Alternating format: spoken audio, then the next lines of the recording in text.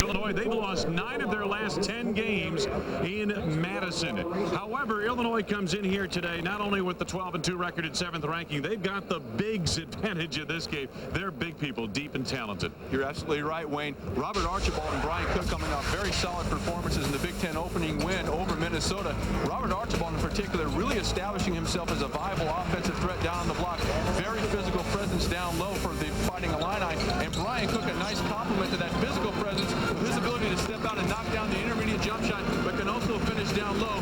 Look for Illinois to try to exploit that advantage against a smaller Wisconsin front line here this afternoon. Well, the Wisconsin Badgers are not a deep team, but they do have some depth of talent at the guard spot. And over the past 2 weeks, Kirk Penny has been as good as it gets on the perimeter. Absolutely correct, Wayne.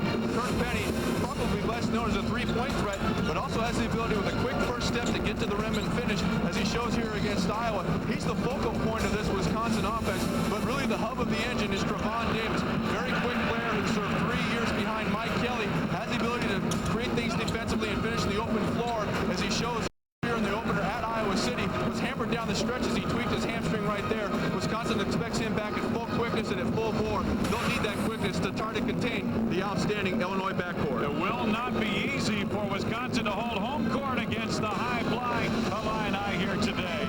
We've got the lineups and the opening tip coming up next. And institutions for over 40 years.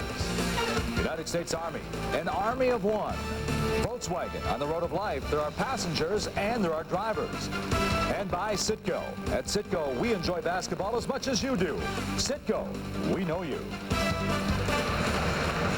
Wisconsin's won 39 of its last 47 games here at the Kohl Center, where they enjoy great support. Take a look at the lineups for the 7th-ranked Fighting Illini of Illinois.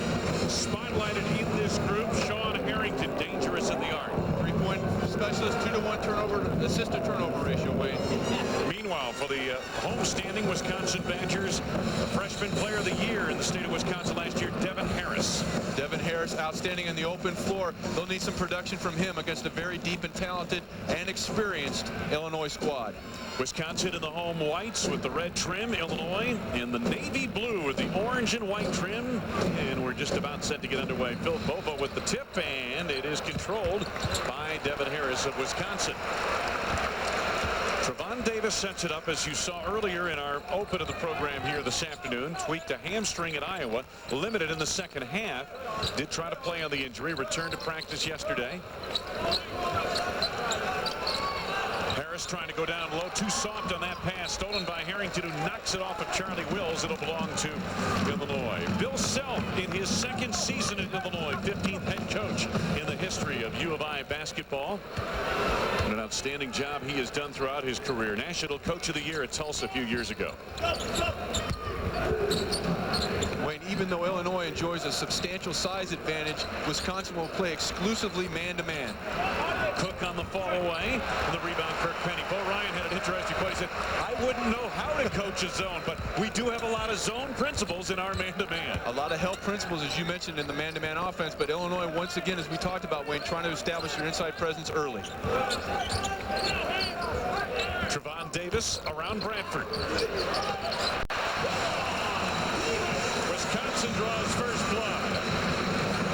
Good patience right there by Wisconsin in the half-court set. Defensively, Robert Archibald completely backing off Dave Mader, really doubling down on Charlie Wills. Let's see if they, when Wilkinson comes in, if they try to exploit that. Cook, great range to his game. And the rebound battle, got a foul coming up. Going to be against Wisconsin. There is a look at Bo Ryan in his first year. Winningest coach in college basketball in the decade of the 90s. Most of that done at Wisconsin-Platteville, where he won 4 Division III national championships. And also did a nice job in a tenure at UW-Milwaukee before coming up the road a little bit to Madison as well. Fouled a moment ago on Dave Mader. First foul of the game. Illinois got good ball movement in their victory over Minnesota on Wednesday night in Champaign. Archibald over Mader. Robert Archibald playing with a great deal more confidence on the offensive end. Most known last year as a defensive specialist and using his physical presence, but really developing offensively as he does a nice job of stepping into the passing lane as well. Here's Bradford. Archibald trailing. Bradford for three. Mader pushed off on the rebound, and it's a second personal foul. But when we talked about Illinois and their plan to try to establish down low, here we see an example of it. Isolated one-on-one is Archibald with Mader. Nice job of catching, locating the defender, turned over that left shoulder. Nice finish from about 7 feet. Mike Wilkinson, number 54, up off the bench for Bo Ryan's Badgers. Comes in for Dave Mader, who leaves with 2 quick fouls. Williams from the outside. Back tapped rebound. Harrington chases down. Harrington sets it up at the point. Bradford lost it off his shin and able to collect. Frankie Williams looking to penetrate. Sets up Bradford for three.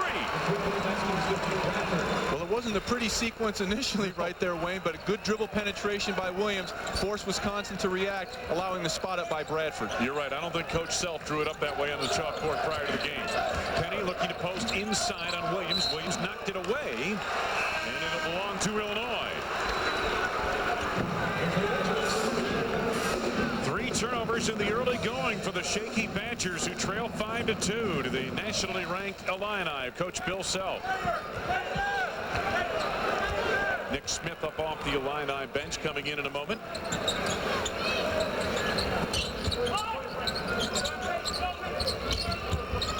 Williams trying to clear on the block. Bradford for three. Ring that. Nice execution by Illinois in the half court, Wayne. Little bit of a rub screen up top at the mid post there by Brian Cook allowed Bradford to step behind and knock down his second 3 of the game. 34% from the arc, as Sean mentioned earlier today. 88 consecutive games, an NCAA record with a 3-point field goal. That streak was snapped against the Badgers last February. Opening 4 minutes of play, first half. Wilkinson enters to Penny inside. In among the trees, he draws a foul.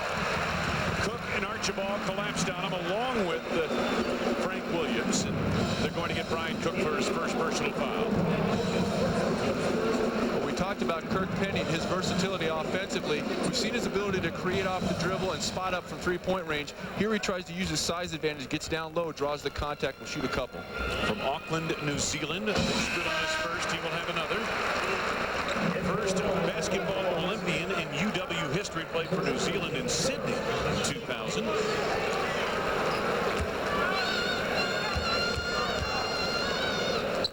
Freddie Owens into the lineup now for Wisconsin.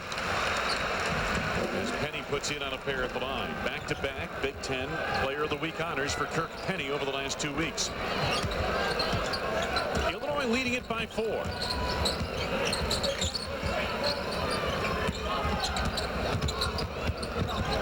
Cook out high. High-low to Smith down low, and he traveled. That's the freshman, Nick Smith. Well, we talked about once again, Wayne, Illinois trying to use their size advantage. Good interior feed by Cook, but Smith, who's played very, very well the last couple games, was not ready to catch the ball, turns it over, moved his feet. Illinois appears to be in a zone now. Charlie Wills for three. Harrington there for the rebound. That zone was very effective against Minnesota and that perimeter threat with Bauer, Rickert et al. Harrington for three. Illinois, and it's beginning to rain threes here now from the Illini. Third tray of the game, 3 of their 4 field goals from beyond the arc. Wilkinson can hit that. Not that time, however. Well, you know the blockout was good when that rebound reaches the floor, don't you? Absolutely. Good job by Brian Cook. Meanwhile, some rough play quickly in the post. Nick Smith whistled for the foul with 15:28 to go in this first half. So far, the Illini have had things their way. Those youngsters enjoying the action here in the early going. Wisconsin, however, trailing 11-4 because 3-point shooting has been dominant for Illinois in the early going. First, a dribble penetration by Williams and a lead for Bradford, then a nice screen at the high post by Cook allows Bradford another 3. Then once again, Harrington steps behind yet another screen at the high post. They're 3 of 6 early going here, Wayne, from beyond 3.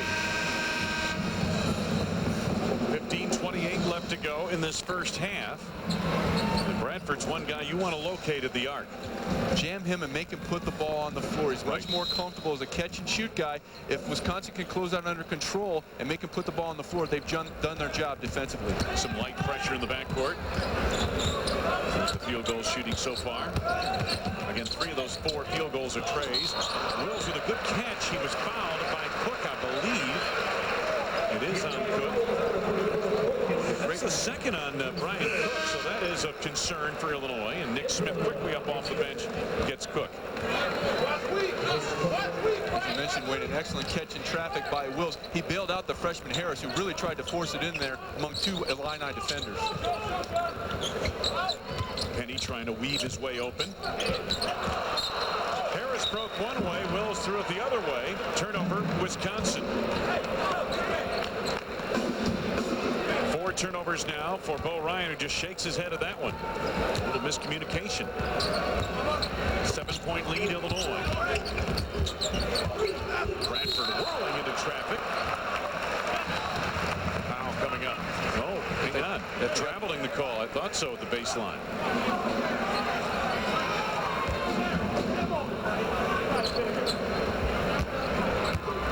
Devin Harris brings it across for Wisconsin. He is the lead recruit here in this program now. Harris off balance. Wilkinson trying to keep it alive. Frank Williams wisely lets it go out of play, and it'll be Illinois basketball. Bradford, Harrington, and Williams, kind of a 3-guard look, and then the big guys up front, Smith and Archibald.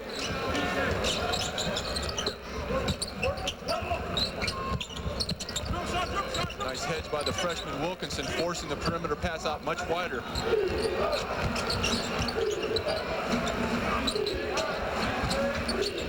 High low, Smith, Archibald down low, not away, broken up nicely by Freddie Owens. It will belong to Illinois with 11 to go on the clock.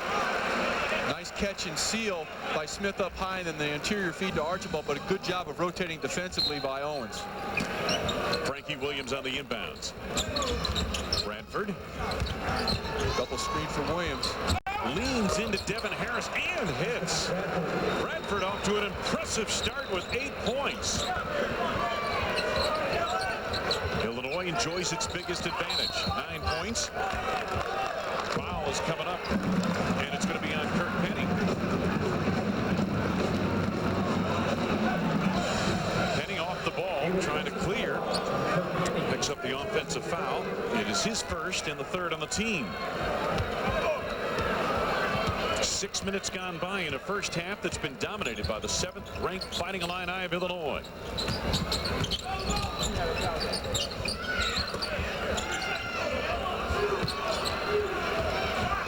Down low, Smith unable to hang on. It'll belong to Wisconsin on the Illinois turnover. Wayne Smith, coming off a couple of very good performances in the last non-conference game versus Loyola and then versus Minnesota, really showed something that he needs to work on there, and that's upper body strength, the ability to catch the ball in traffic, take the bump, and then make an assertive move to the rim. He will get much better. I've liked what I've seen from that young man so far. Some people will say that he doesn't have good hands. Well, he may have good hands, but if you're not strong lower body, when you get bumped, that ball comes out of those strong hands, whether they're good or not. And that's part of what you're talking about. That will come with time in the weight training program, off-season program. Penetration, Davis sets up Harris for 3. Nicely done. One of the few times that Wisconsin's been able to get by the initial Illini defender off the dribble. Good results as Harris is able to spot up in the corner. Archibald on the go. Williams for 3. Not that time. Will's trying to keep it alive, and it's tracked down by Trevon Davis.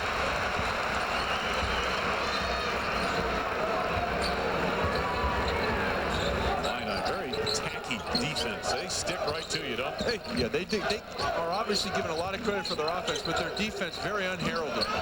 Davis for 3, and Archibald the rebound, and they close it out on the defensive board as well.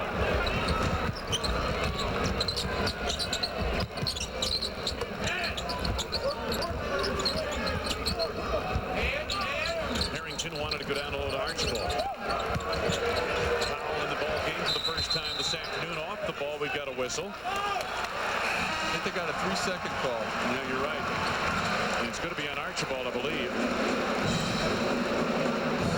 Bill Self now becoming a bit anxious. inches as that 9-point lead is down to 6. Well, a nice job by the freshman Wilkinson, giving up not only size but experience in the block down on Archibald. Drew the turnover. This is no easy assignment for the freshman Wilkinson, but he'll take Archibald out on the floor a little bit as he does here. He got fouled, bailed out on that play on a reach. It's on Bradford trying to trigger the ball loose. His first and the 4th on the team. Well, we've seen Wilkinson's ability to spot up. Here, the threat of a 3-point shot forces Archibald to close out. He's able to turn the corner. Nice spin reversal right there. Bradford comes over, gives the foul. Wilkinson out of Blue Mound, Wisconsin. Wisconsin Heights High School. He'll have another.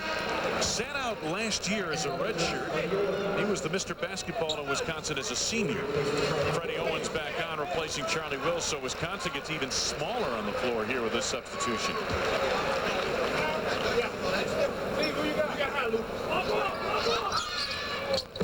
Wilkinson, 1 out of 2. 5-point lead for 7th-ranked Illinois. Luther Head has been playing better and better as this season has developed for Illinois at the point. There's Bradford up high. Archibald. Wilkinson, Wilkinson fell down on the play. Archibald. Nice lead. To Powell. Well done. Good interior passing.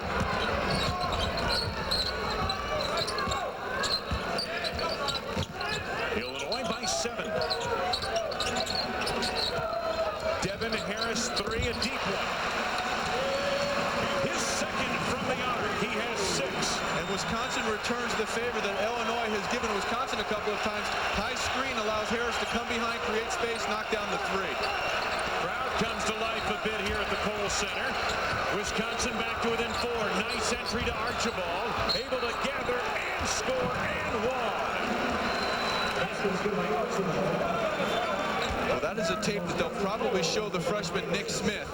As we take a look at the last couple of possessions for Illinois, watch him flash across there. Wilkinson just a step late, then the good ability to come under control and leave it for Powell. And then Wisconsin on the other end, watch a little bit of a screen right there, just enough by Owens to allow Harris to step behind, knock down the 3. The foul on Trevon Davis has precipitated this free throw by Robert Archibald. Rebounded, Powell inside. A tough sequence for the Badgers there as Roger Powell, the offensive glass, cleans up the missed free throw. 4-point possession. And Powell getting more minutes with the injury to Krapalia, Wayne. Freddie Owens. Suddenly Wisconsin back to an 8-point advantage. Kirk Penny back into the lineup. Oh, nice pass to Wilkinson, and it blocked inside. I believe that was Archibald. Archibald, good job of recovery right there. The lob Archibald inside. And a foul coming up. Boy, they've been able to get it over the top, and not a foul, but a traveling violation on Archibald, who made the catch on that pass over the top. We've got a break almost halfway through the first half. Illini by 8.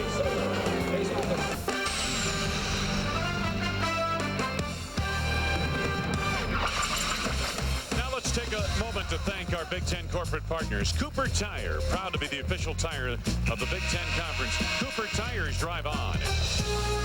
WorldSpan, official travel distribution and technology provider of the Big Ten Conference. Scudder Investments, translating opportunity. 7-Up and your local 7-Up bottler makes 7-Up yours.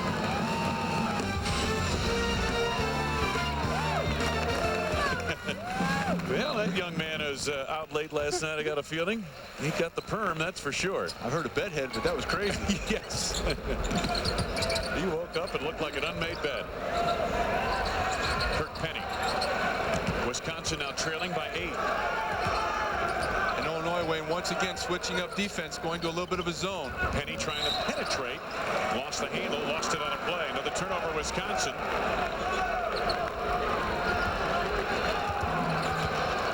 Luther Head sets it up. Freshman out of Manley High School in Chicago. Frankie Williams, All-American candidate.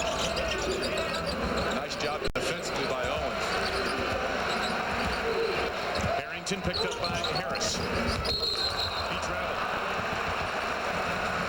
Sean Harrington's a junior out of Bartlett, Illinois. Played at Elgin High School. Played for his dad, Jim, who was the basketball coach there. Has really developed a much more rounded game. Came in as a three-point shooter, can also score off the dribble. That's not going to count. Offensive foul, Devin Harris. And Bo can't believe it. Nice little hesitation dribble right there by Devin Harris, able to turn the corner. Williams rotates over. The officials wave off the basket and give the freshman the foul as well.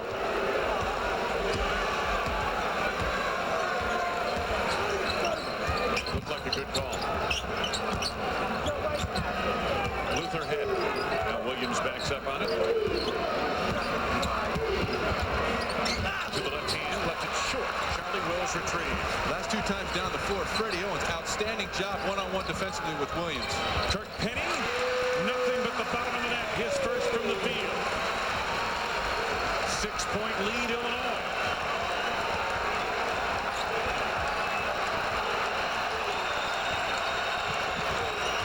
The steal, Harris.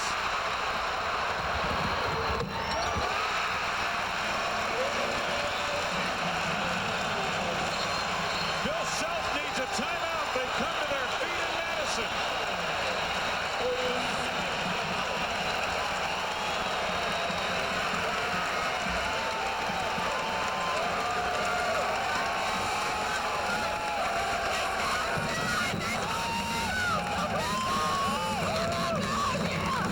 Defensively, Wisconsin the last 2 or 3 times has really locked down the Illini. Initially it was Freddie Owens. Here it's the freshman Devin Harris steps in and then shows the ability to finish at the rim. And right now, that freshman nearly as possible as popular rather as a 2-for-1 drink special here in Madison. I don't know if he's that popular. I said nearly. 9:07 left to go in this first half. When Illinois really struggling the last 3 times down the floor because Wisconsin locking up defensively man-to-man. Owens doing an outstanding job straight up on Frank Williams.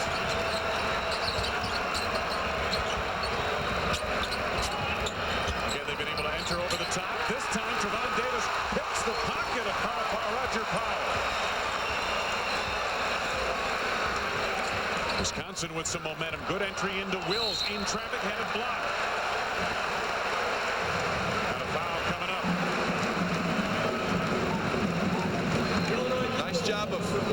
Nice little dive cut right there by Wills, comes under control, draws the contact. With this offensive flurry by Wisconsin, Wayne, has started as a result of their defensive intensity, really locking down Illinois the last 4 possessions. The foul was on Luther Head, his first, and Wills leaves the free throws short. Wills came in with the Kelly, Kowski, Linton, Vershaw class that went to the Final Four. He redshirted his first year and thus has an extra year as those players have graduated from the university. Charlie Wills 1 out of 2 at the line. He offers some tangible leadership for what is a relatively young group of Badgers. And the starting front line for Illinois in. Let's see if they try to go back inside to that inside-out game, which was so successful early on. Brian Cook, who left early in the game, a couple of personal fouls over the top. They're doubling down on the post now. And finally, Archibald in frustration commits a foul. Archibald picks it up. His first.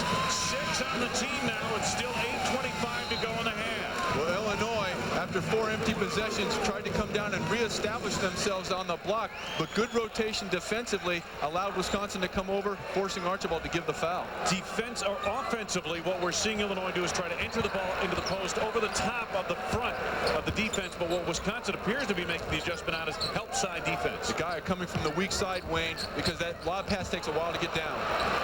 Open, Harris, the 3.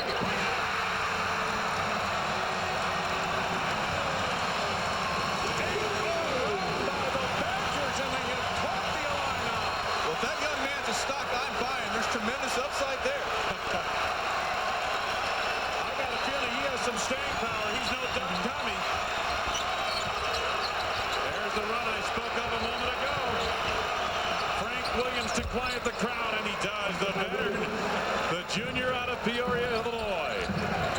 Even though he stopped the bleeding there, he was forced to take a very difficult shot. Good defensive pressure, but even better offensive performance by Williams. 3-2 zone, Illinois. Penny over the top for three. Williams the rebound.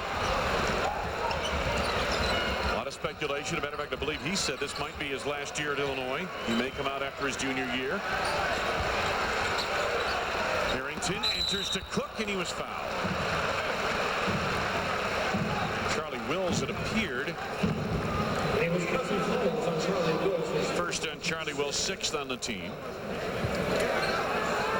There's Bo Ryan. He's gotten his club right back into this game.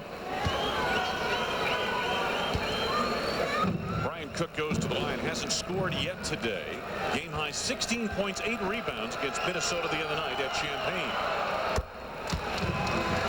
Cook has great expanse to his game. Not only the post-up moves inside, but also he can step to the arc and hit the jumper effectively. Outstanding player. The one thing that has frustrated his coaches to date is consistency. Makes good on a pair at the line. 7:14 left to go. First half, 23-19 Illinois.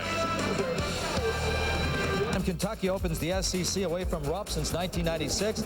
No problem. Rashad Caruth with the 3-ball. And Kentucky, Mississippi State at the half. It's 40-24 Cats. Let's go back to Madison with Wayne and Sean. They didn't call that push-off down there at the bottom of the screen. My goodness, they let them play in the SEC, don't they? Nice little hip takedown right there. SEC rated in the Sagarin ratings, among others, as perhaps the toughest conference in the country this year thus far. Those ratings have a way of changing as the season moves along. Right here, 7th-ranked Illinois leading by 4. The Badgers caught him a few moments ago with an 8-0 run. It's been a 4-0 run since, and some light pressure in the backcourt, perhaps a trap setting up here. 2-2 zone trap. Then they'll fall back into that zone defense. They've really done a nice job of mixing up defense. It's something they did extremely well against Minnesota as well. Freddie Owens open. Archibald the rebound. Inside of 7 minutes to go first half. This is Frank Williams. Devin Harris, the freshman, has the daunting task of guarding Williams, who takes him off the dribble. And it blocked by Wills. Good help side defense again by one of the bigs for Wisconsin inside.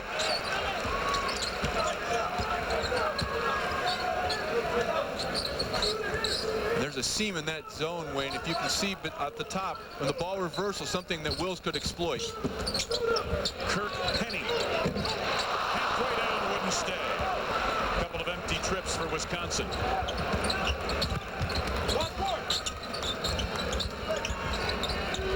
Williams picked up this time by Freddie Owens. Mismatch down low for Illinois. They had Cook with Penny on him. Didn't see it. Archibald wants to go high and low. Kicked out to by Charlie Willis. You want to contact Barry Alvarez. Looks like he has pretty good foot. Right down the coffin corner, too. Yeah, nice job. Field positions everything in this game. There's Bill Self. What a job he's done with this program. Had a great season, won the Big Ten, co-Big Ten champions a year ago.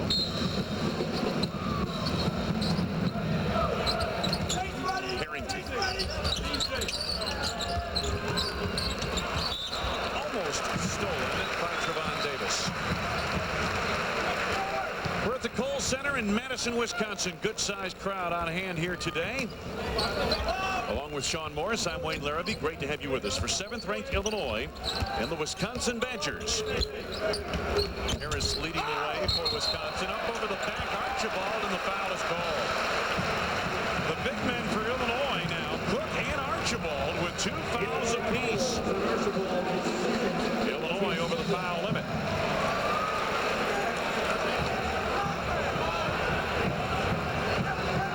Today they are playing without Demir Krupalia, missing his 3rd consecutive game due to a deep bruise on his left foot.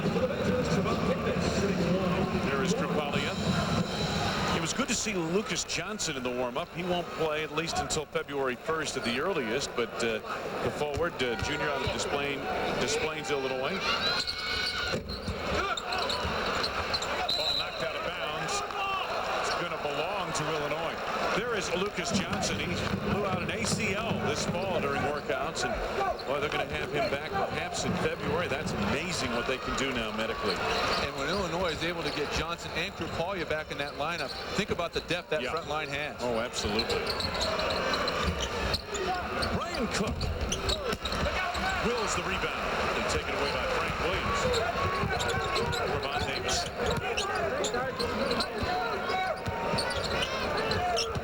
Davis, the runner. Archibald, the rebound. Can't handle it. Cook does, flat on his back, and clears it over to Bradford. Right now, Wade, Cook has to get down on the block. He has a substantial size advantage over Kirk Penny. Frankie Williams.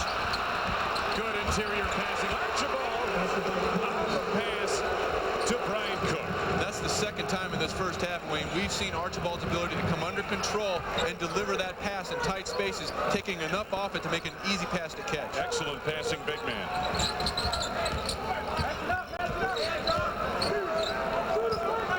Trevon Davis sets the floor to Penny at the point. And Illinois has been sprinkling in some zone defense here. 10 to go on the shot clock. Davis gets an opening, a sliver of an opening, and it's short. Harrington cannot handle, and it's going to belong to Wisconsin. Watch the interior passing. Dribble penetration by Frank Williams starts the whole play. Now watch Archibald come under control. Nice dive to the rim right there by Cook. But that's all made possible by the dribble penetration, then the ability by that young man to catch the ball under control at 6'11". Nice lead for his teammate. Nick Smith is back into the lineup for Illinois.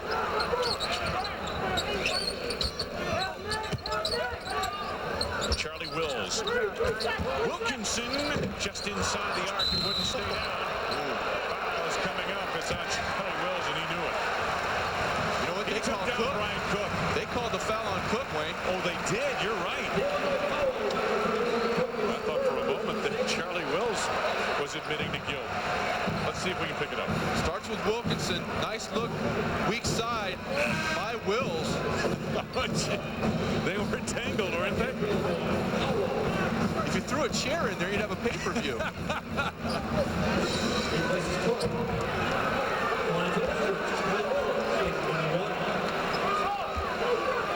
18 fouls now on Illinois, 3 on Brian Cook, who has a seat on the bench.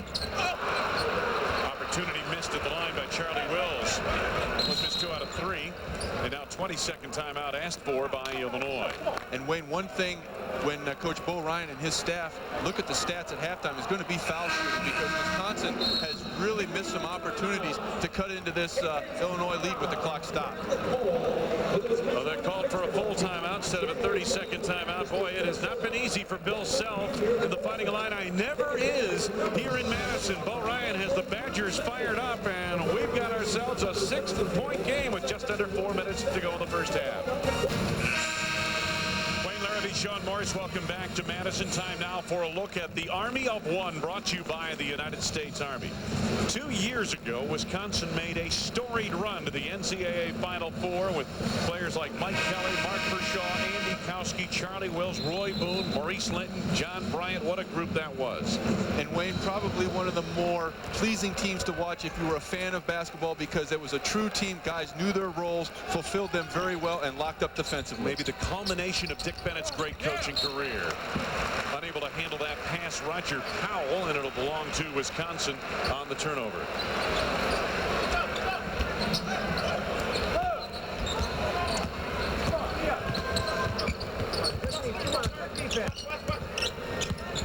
Devin Harris. Freddie Owens, the penetration. Jumper over Powell. Not quite that time. Smith the rebound. Williams running the break. Luther had Bradford asking for it on the wing. Elevates for 3. And it's going against Illinois. Nick Smith over the back. His second personal foul. Coming up on the American Century halftime report, Mike Gleason in the studio. Highlights from our first game on this first Big Ten Saturday. Highlights from top 25 action. Sean and I will recap the first half.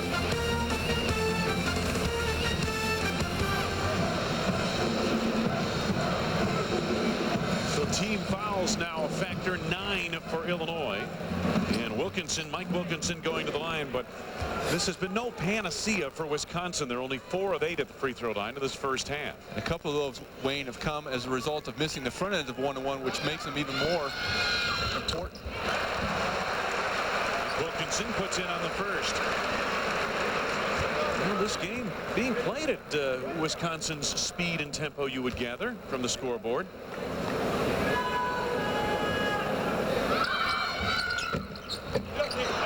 Split is all they could do once again. Coming up on 3 minutes to go, first half. Luther head, and what do we have? Another foul on Nick Smith. Indeed it is, off the ball, pushing off apparently on Wilkinson. And that foul, Wayne, is magnified by the fact that Cook and Archibald are already on the bench with 2 fouls each. Let's see what Coach Bill Self does with his whole front line right now with 2. We talked about all this depth on the front line. Indeed there is, even without Demir Trapalia, but now you chip away with a foul trouble to Cook and Smith and Archibald, and suddenly Illinois gets a little bit smaller. Kirk Penny at the free throw line.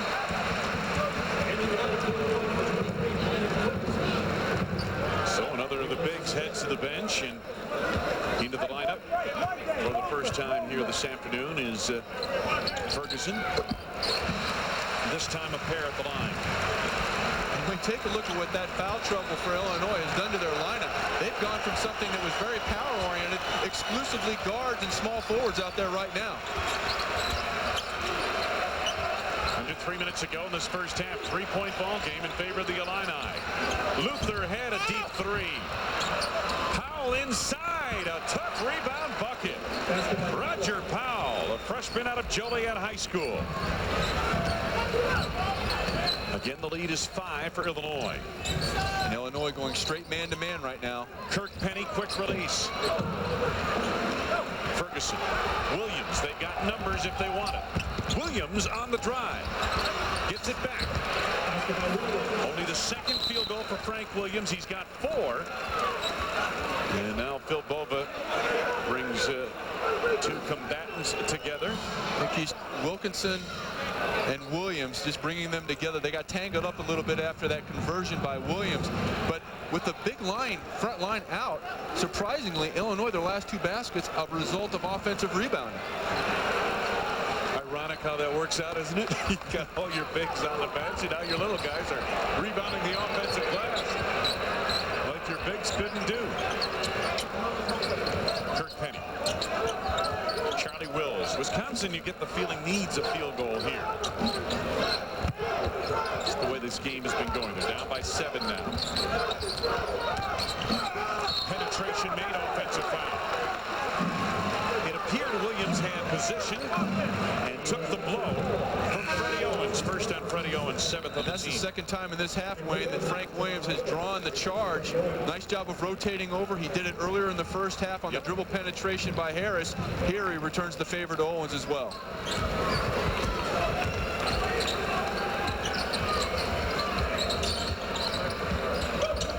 Frank Williams. Trevon Davis the rebound. Inside of 2 minutes to go, first half.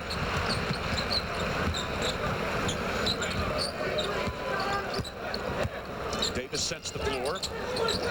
Over the top, Wills inside. Nicely done.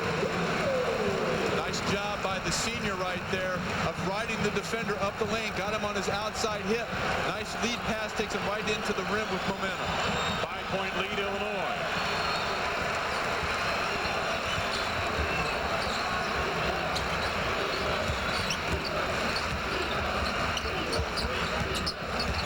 Ferguson, the junior college transfer. Ferguson coming off the bench here due to the foul trouble on Illinois. Under a minute now to go in this first half.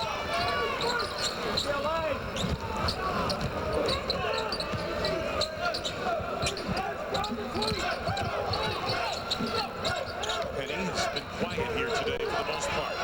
Jumps inside. Didn't quite get it there. Wilkinson the foul. Nice job by the freshman Wilkinson of staying with the play. Good dribble penetration by Penny.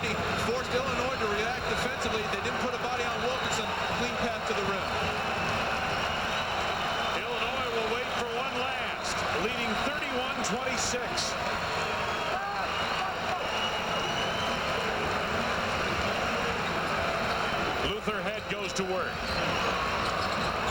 Ferguson looking for room. He may have traveled, but the shot off the mark. Here's Devin Harris. Can he beat the clock? Furious finish to this first half, but the freshman Devin Harris with the 11 first half points has Wisconsin hanging right in there. Trailing 31-26. Now to the studio, Mike Gleason with the American Century halftime report. Time now for our look at nourishing potential, brought to you by Cargill. Illinois' Corey Bradford has overcome injuries to realize his true potential. Bradford, last year's preseason Big Ten Player of the Year, is averaging nearly 12 points a game while pulling down nearly 4 rebounds from his shooting guard position. Bradford made his 114th consecutive start today and holds the NCAA record with 88 straight games with at least 1 3-point bucket. Cargill, the better we're fed, the more we hunger to achieve.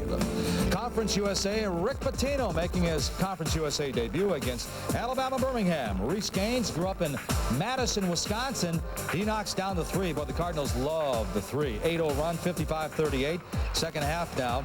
Morris Finley steps to the launching pad. They try to make a run, 57-44, but it's 88-77.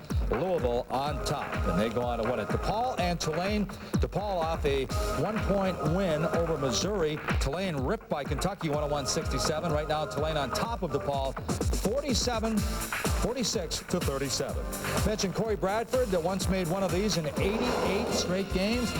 He's feeling pretty good right there in Madison. It's Illinois 31-26. Second half is coming up. Welcome back to Madison. The Fighting Illini leading by 5, but it has not been easy, and we didn't expect it to be easy for them. Wayne Larrabee along with Sean Morris. Welcome back. Great to have you with us this afternoon. Interesting ball game so far. Really has been. Wisconsin doing a good job locking up defensively, allowing themselves to stay in the game. They need to convert from the foul line, however, when the opportunity presents itself. That could come back to haunt them. Let's take a look at some of the highlights of this afternoon's game thus far. The Volkswagen first half highlights. Well, they got off to a good start, did Illinois, from behind the arc. Good dribble penetration in the lead for Bradford. One of 2 early for him. Nice job of coming under control by Archibald, and the lead for Powell, who played big off the bench for Illinois in that first half. 3 of 3 from the floor. For Wisconsin, the intensity definitely there, and we'll see an example right here. Good job by the senior Wills of riding the freshman Powell up the lane. Then Devin Harris steps behind, a little bit of a rub by Owens. He was the story in the first half from behind the arc with 11 points for Wisconsin. Some interesting stats here this afternoon. Wisconsin struggling from the field as usual, it appears. They're being out-rebounded, but where they have the advantage, they have forced 12 turnovers by Illinois, and Illinois only shot 3 free throws in that entire first half of play. Well, meanwhile, Wisconsin was 7 of 10 from the free throw line. Start of the second half. Inside Williams from Kohl. Different look there with the big man passing down low to the guard. Well, when in doubt, go to the All-American when you need a basket. Good job out of the locker room. Good set. Allows the easy rim finish. 7-point lead in the early going second half for Illinois, and again, they're in the zone.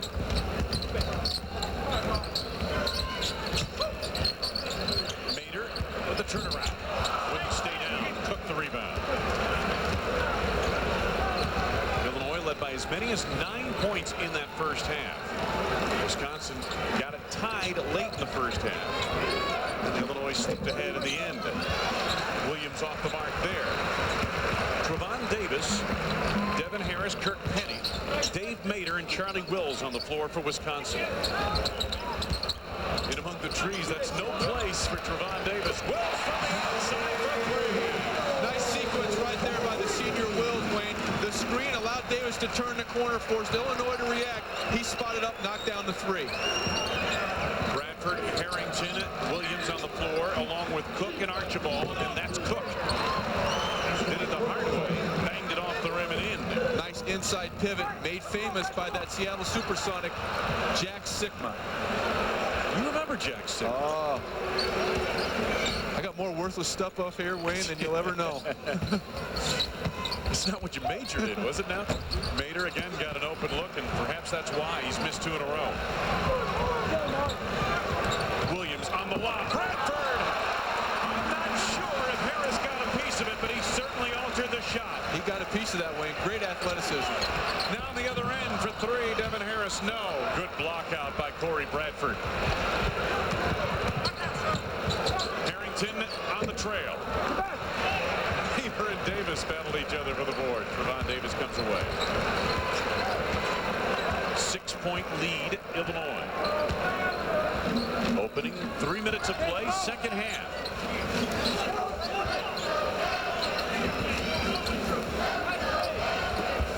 Kirk Penny hasn't had many good looks here today. They need to get him on track offensively. Bradford wanted to enter down low to Cook. And a hold coming up on Dave Mader. That's his third. In that first half of play, Illinois, their bigs, 3 fouls apiece on Cook, Smith, and Archibald. And now 3 fouls on Dave Mader of Wisconsin. The difference there is that Wisconsin doesn't have a lot of big people options to go to. They're going to ride it out for the moment with Mader as Devin Harris has a seat on the bench. Harrington lobbing back. The flush by Cook. And they call a tee on Cook for hanging on the rim.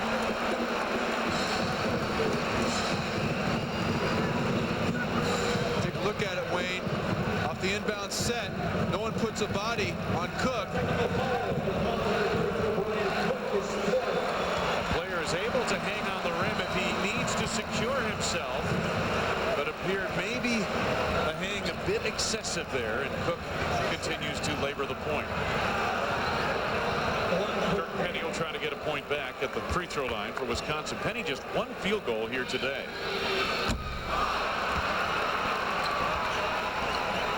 Illinois a big edge in the paint, Sean, as we expected. The 20-6 edge. 2 shots on the technical foul. 7 points now for Kirk Penny. So score the field goal for Brian Cook, who now has 8 points. And more importantly, Wayne, what a lot of folks may overlook is the fact that a technical foul also counts as a personal. Yep. So that sends Cook to the bench with 4. Huge call in that situation. And now Wisconsin basketball. 7-point lead. Bill Self just got teed up. Rick Hartzell tees up Bill Self.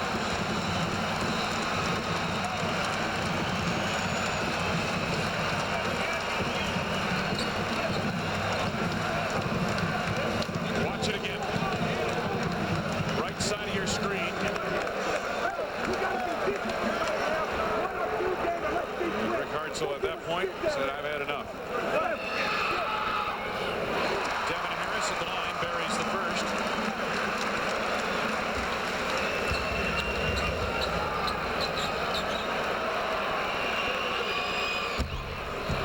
And the second. Needed a little body English to get that one to go through. So Illinois scores 3 points off technical fouls, and they're back to within 5. So what appeared to be a strong start to the second half for Illinois has been quieted just a bit. Mader. Illinois defense again, very difficult for Wisconsin to get anything going to the bucket. And everything has stayed on the left side. They're not even allowing the ball reversal, Wayne. Mader again, an open look. This time he hits it. His first from the field. 3.5 gone by, second half. Illinois' lead down to 3. Smith to Bradford. Frank Williams. Here's Harrington. Williams for 3. Big time shot. Frank Williams, he has 9. Good patience right there by Illinois, Wayne. They really were trying to probe inside, as you mentioned. Wisconsin did a good job of taking it away, but a couple of ball reversals allowed the spot up 3 right there by Williams.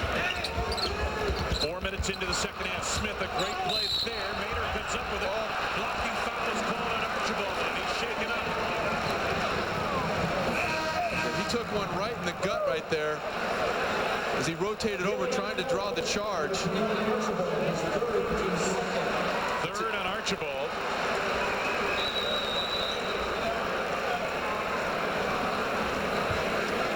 And we've got a timeout on the floor, so Archibald picks up his third. Joining Smith and Cook in foul trouble. Frank Williams moments ago for three to keep Illinois on top by 6. NC State at Virginia. Cavaliers unbeaten, but they trail most of the ball game. Chris Williams, baseline jumper, bang, knocks it down. It's a 4-point game. NC State on top. Let's go back to Madison with Wayne and the master of the one-liner, Sean Morris. All right, Mike, thank you. Well, that youngster got an afternoon out with Dad, and he bought her a Badger. Not bad. Not a bad day. Whether the Badgers win or lose for that young lady, I'm sure. Although she'd like to see them win, I guess. Wisconsin resumes offensively. Wilkinson off the dribble. Appeared Smith might have gotten a piece of it, and Archibald looked like he may have interfered with it. But no call. Williams. Clear out the left arm, yep. Offensive foul on Frank Williams. To get information on your favorite Big Ten team, go online at www.big10.org for all the basketball and conference news from around the Big Ten.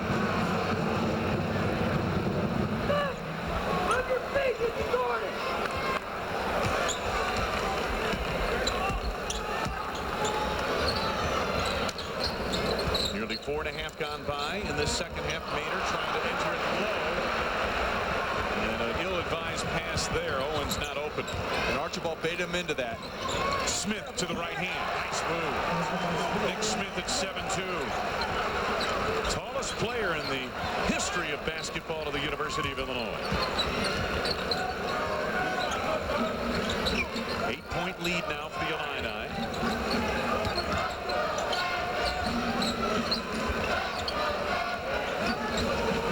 Wisconsin has labored all day to get the ball inside against the Fighting Illini, as you might expect with their height advantage. Down to 10 to go on the shot clock. They've got nothing going yet. Davis looking for room. Owens, heel of the rim. Wilkinson the rebound, and they reload the shot clock. Devin Harris. Nader hits his second from the field.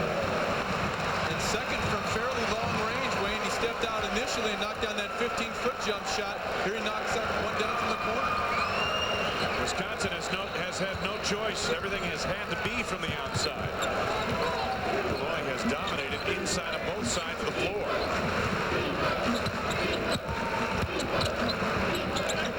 Smith, high low, Archibald, well done. Excellent execution by the two big fellas right there. Smith steps out, and most importantly, the pass, the momentum allowed Archibald to catch it under control, finish with the left hand.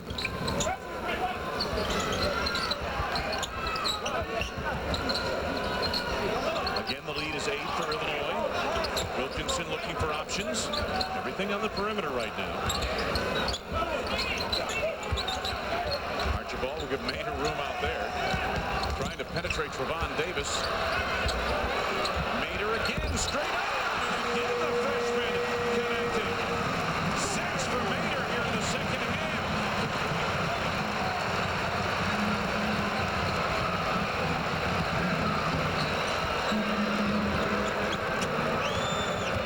Smith delivers the screen for Harrington.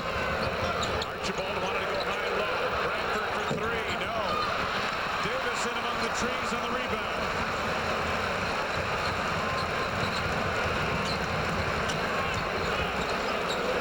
Here's Maynard, sophomore out of Appleton. Boys, he played well in the early going second half. After missing his first 2 shots, he's hit 3 in a row. Maynard inside now. In on Smith. And blocked and a foul. I think that's Smith's fourth as well, Wayne. But a heady job right there by Maynard. He's knocked down 3 perimeter jump shots. Here he shows some savvy, goes down low and draws the 4th foul on Smith. Take a look at it right here. Good interior feed by Owens.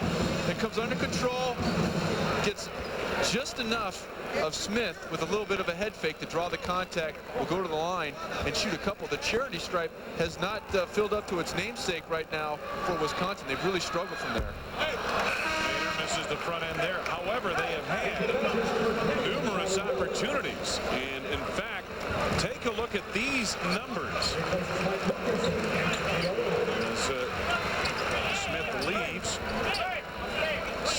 17 free throw attempts, just 3 free throw attempts for the Illini so far.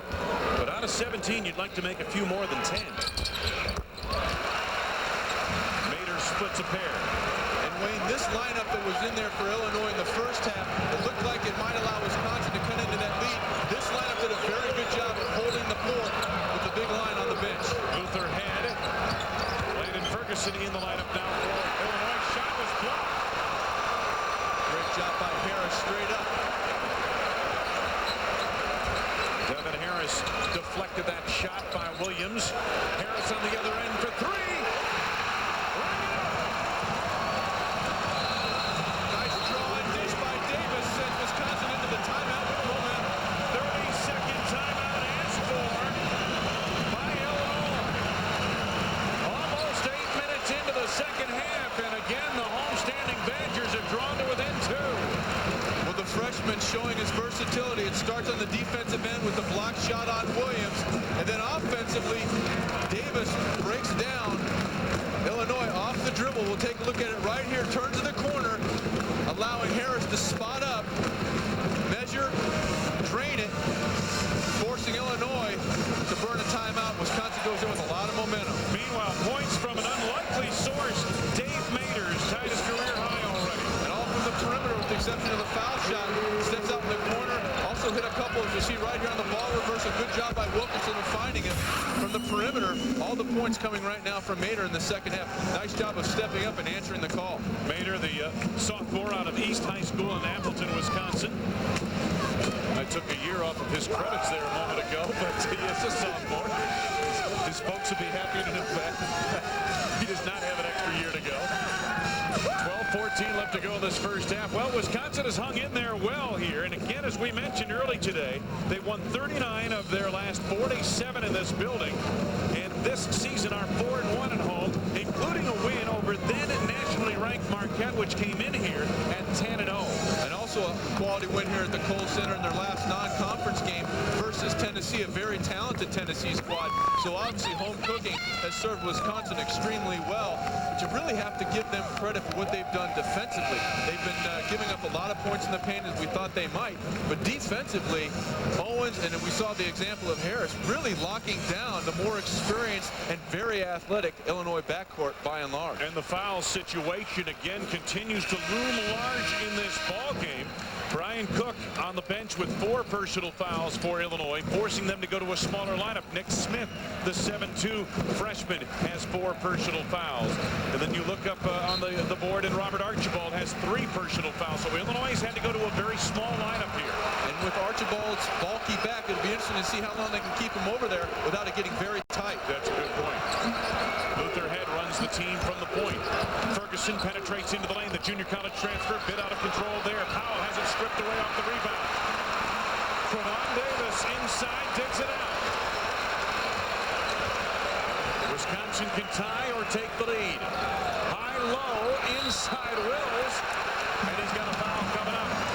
Nice entry from Devin Harris on the wing, down low to Charlie Wills. Excellent entry feed, but post play, so much of it is experience and body positioning, and we saw an example of it right there. We saw Wills in the first half ride Powell up the lane on the opposite side. Here he does the same thing to Ferguson, gets him on his hip, forcing Illinois to come over and give the foul. Savvy play by the senior. They call the foul to Roger Powell, his first, but 6th on the team, and Wills at the free throw line. Puts in on his first. He can tie the game here.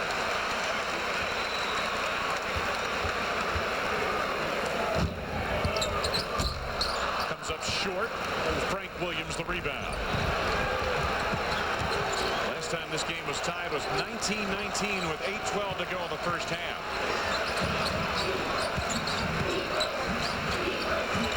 Bill Self has had to dig deep on his bench due to foul trouble. Trevon Davis with the steal from the senior Corey Bradford. Well, Davis showing no ill effects of that hamstring injury he suffered Wednesday night in Iowa City. Mater again? Yes!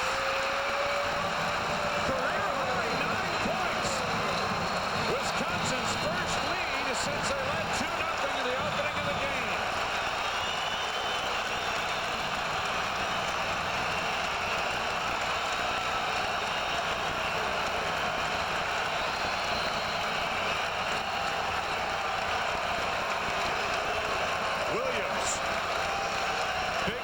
players, quiet crowds in these situations, but Devin Harris takes it down. Big-time freshman, the leading freshman scorer in the Big Ten, playing on the defensive end. Penny, three, no. And a foul coming up, and it's against Illinois. Roger Powell, I believe.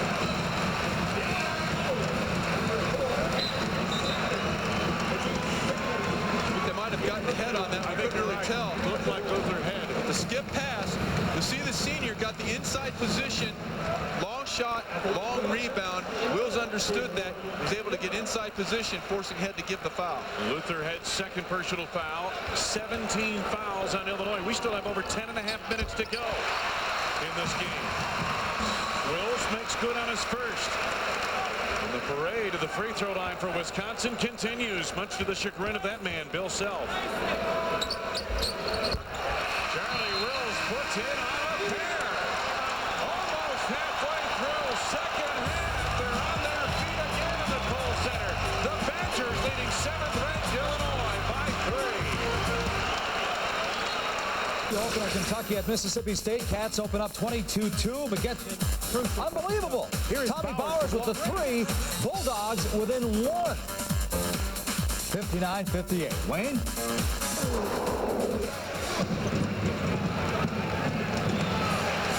Take a look at the BMW ultimate drive of the game. Back to the first half. Devin Harris, we talked of his offense. Watch him on the defensive end. Steps in front in the passing lane and takes it all the way. And this freshman from Milwaukee Wauwatosa East High School has played big time here today on both ends of the floor. Archibald back on now for Illinois. Luther Head getting the step baseline to the rubber. Sensational move by Luther Head. Oh, that was sudden. Nice job of turning the corner, then using the rim to shield off the defender. Nice entry inside Harris. And an early whistle and a foul coming up. It's on Illinois. Watch on the ball reversal here, Wayne. Just able to turn the corner. Then watch him use the rim as the taller Wills rotates over. Great job of finishing. And then Wisconsin answers with a very savvy play. We've seen Harris's ability to spot up and score in the open floor. Here he backs down Sean Harrington, or Luther Head rather, forcing him to give the foul. So Head picks it up, his third.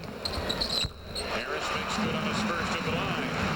And again, Wisconsin growing this lead from the free throw line. Wisconsin 15 of 23. Illinois just 2 of 3 at the line. Only 3 free throws in this ball game for Illinois. 1 out of 2 at the line. It's all for Devin Harris on that trip.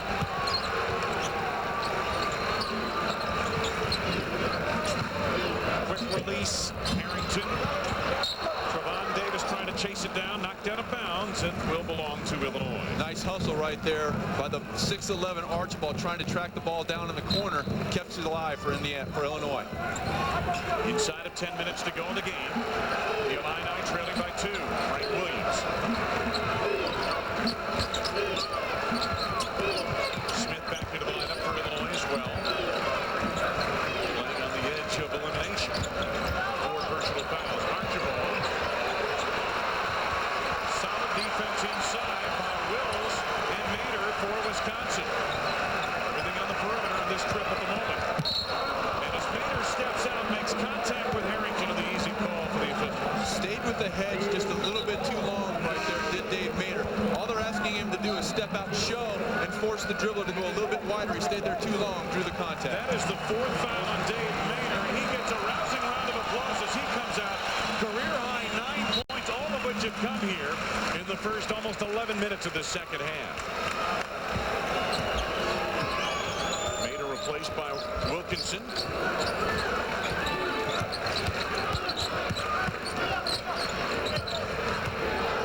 Harrington to Williams. Inside, Williams manufactures a shot, and he was fouled. I believe Devin Harris.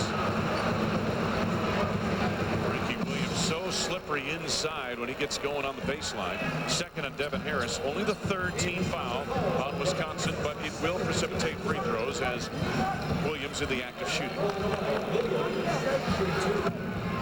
Frank Williams took only only 6 shots against Minnesota the other night, had 8 points, all in the first half. He had an abscess tooth removed on Monday and really was in still no condition to play basketball by Wednesday. Bradford back on for Illinois, and Williams puts in on the second. Tied at 48, 9 minutes straight up to go. Davis. Wisconsin's rotation, basically 8 players. You've seen Illinois go much deeper than that. Will that make a difference in these final 8 minutes plus? Harris, good catch. Wilkinson, wide open. Will. 2 great individual plays right there. First, the dribble penetration by Harris, then the outstanding catch by the freshman Wilkinson came under control, kicked it back out to the spotting up Wills. 8.5 to go in this one. Wisconsin back on top.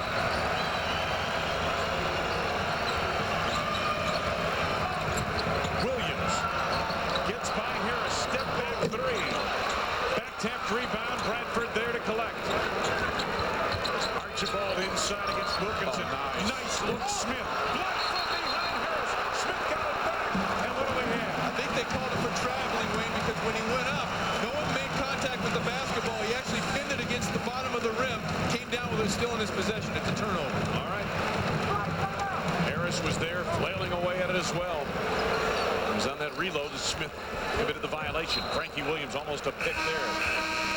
7:57 left to go in this one. Frank Williams and Illinois struggling on the road at Wisconsin, trailing the Badgers by. Welcome back to the Kohl Center in Madison, Wisconsin. Along with Sean Morris, I'm Wayne Larrabee. Great to have you with us here today. 51-48. The unranked Badgers of Wisconsin leading the 7th-ranked Fighting Illini of Illinois. And it has been a good one to this point. Wisconsin in possession. Trevon Davis, Devin Harris, Wills, Wilkinson, and Penny in the lineup. And Penny has been quiet here today. More often than not, he's had Frank Williams on him defensively. Devin Harris. The rebound, Archibald. Williams. Blocking foul. Boy, Williams made a great move, Sean, to create that foul on Devin Harris, who almost got there in time. Well, the dribble hesitation in the open floors, we'll take a look at it coming right here. Watch him right here. That's just enough to get Harris out of his stance for just that split second. Frank Williams, even on a day when he's not scoring a lot, does so many little things for you. Devin Harris gets a break as Freddie Owens comes in for Wisconsin. Bradford in close. Nice execution on the inbounds. Little step behind, a little bit of a screen by Bradford. Shot fake, allows himself to clean space, finish it in their room. Bradford's first 2 points of the second half. Foul trouble has plagued Illinois here today, and a foul coming up there. Owens was fouled by Bradford. His second personal foul. 9 team fouls now. We still have over 7 minutes to go in this game. Bill Self had to know, due to history, I mean, the Illini have taken many great teams here, including teams that have made the Final Four and deep runs in the NCAA tournament. They've taken teams here that have lost at Illinois. Matter of fact, Stephen Bardo, who played on a Final Four team back in the late 80s, mentioned that hey, we came through here, got blown out by 20, and we went to the Final Four that year. Stephen Bardo now doing color commentary on the Illini Radio Network. Couple up the line for Trevon Davis. He's got 4 points. 3-point lead, Wisconsin. I think if you're Illinois, Wayne, you have to go right back inside. That was what was so successful for them in the early going in the first half, establishing dominance. And a lot of it out of a high-low look. Here's Cook on the high. Archibald is down low. They've been fronting the big people, have the Badgers over the top to Archibald. Good defense there by Wilkinson. Nearly saved by Freddie Owens. He ran out of real estate. It will belong to Illinois. Outstanding job on the block right there by the freshman Wilkinson. Beats Archibald to the spot, gets that inside hand, deflects it. Then the turnover. Owens not able to corral it. Mike Wilkinson, good-looking freshman out of Blue Mound, Wisconsin. Williams. Here's Bradford for 3. Nice execution by Illinois. Double double screen frees up Williams. One dribble forces Wisconsin to react, allows the kick out to Bradford. And just like that, we're tied at 53. Penny. Williams strips it away. Boy, you've got to take a look at the defensive end for Frank Williams and his contribution on Kirk Penny. Penny extremely quiet, as I've mentioned. Just one field goal and 7 points of the game. Inbounds to Wilkinson. Penny again gets a screen, sets up Wilkinson for a long deuce. Off glass. Bank is open on Saturday afternoon. And somewhere in Los Angeles, Coach John Wooden, very pleased. Always liked his guys to use the glass. Nice use of the backboard right there by the freshman Wilkinson. High, low, Archibald left hand. Nicely done. And one coming up. Foul is on Wilkinson. Last Wisconsin basket, dribble penetration allows Wilkinson to spot up. Nice job of knowing angles and using the glass. And then Illinois once again going inside, trying to establish dominance. Nice use of the weaker left hand right there by Archibald.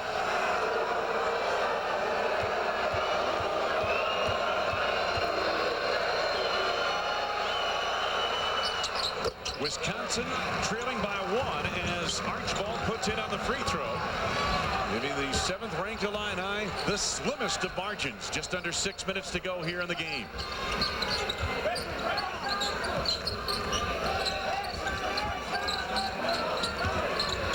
Illinois points to the paint, 28-6 over Wisconsin. There's an ill-advised pass stolen by Archibald. Wills trying to skip pass, not there. Williams on the other end to the left hand. He will go to the line. Frank Williams surveys the open floor. Doesn't quite have the numbers that you'd like, but Wisconsin did not rotate over and stop the ball at the foul line, so Williams took advantage of it, freed himself up one-on-one with the freshman Wilkinson, switches to the off or left hand, draws the contact. Wilkinson's second personal foul. Now 6 on the team. Frank Williams missing the first of the line. Devin Harris back on along with Dave Mader. Kirk Penny and Charlie Wills leave for Wisconsin.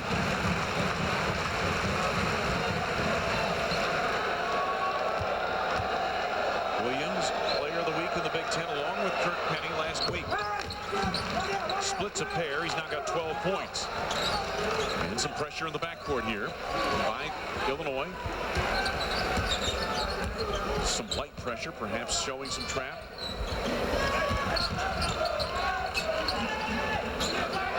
Mader had it knocked away from behind. Illinois by 2.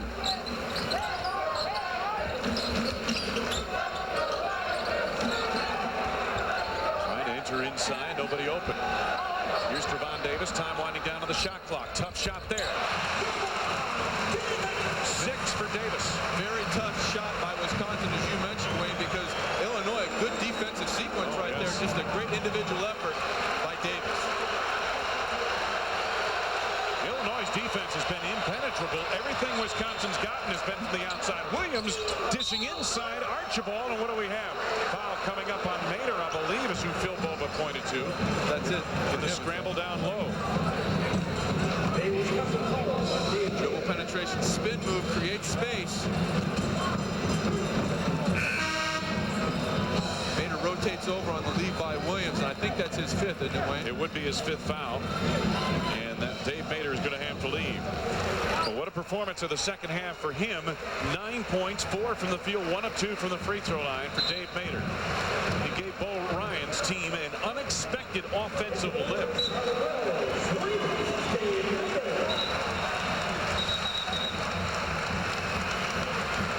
Tied at 57, 4:44 to go, and 2 shots upcoming for Robert Archibald of Illinois. Plagued by foul trouble all day. The Illini hanging in there, trying to get it done down the stretch. And this is one of those conference-type, gutted out on the road kind of games.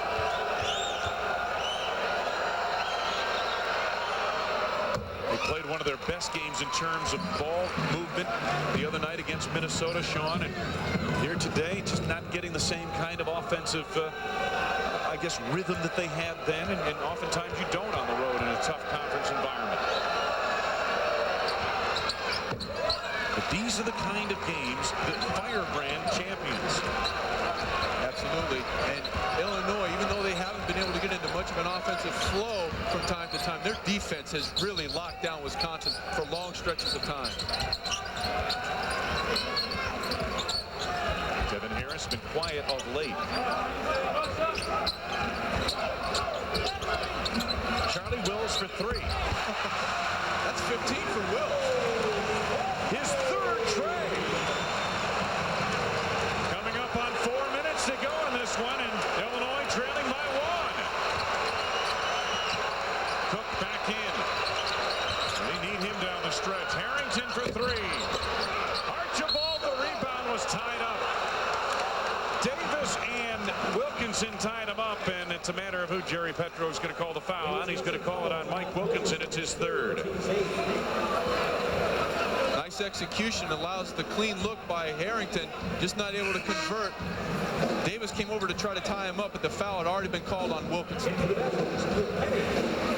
Kirk Penny returns, replacing Freddie Owens for Wisconsin.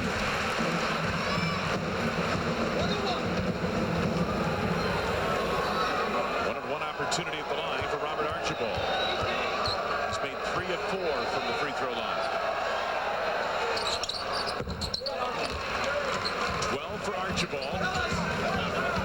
Bench this afternoon for Bill Self, who had a technical foul called on him in the first half. He has seen his team go to the free throw line and shoot just 11 free throws to 26 free throw attempts for Wisconsin. But if the Badgers are unable to come back and win this game, they could point to the free throw line where they've only hit 17 of 26. Trap set up by Illinois. Wisconsin able to pass through it. Oh, nice delivery. Charlie Wills, nicely done. That was Trevon Davis who set that up. And we talked about Illinois drop back into that zone of finding the seam in the first half. By and large, Wisconsin didn't do it. The senior right there, Wills, did find it. Seesawing down the stretch here in Madison. Wisconsin by one. Illinois in possession. Archibald inside to the reverse. Robert Archibald going to work now. 15 points for him, 11 in the second half. How big has he been the last 4 minutes for Illinois, Wayne, with those 3 fouls? Illinois by one. Wisconsin the possession. Devin Harris bottled up by Harrington. Davis trying to circle to the baseline. Kirk Penny just short. Wilkinson put back and one. Bradford on the foul.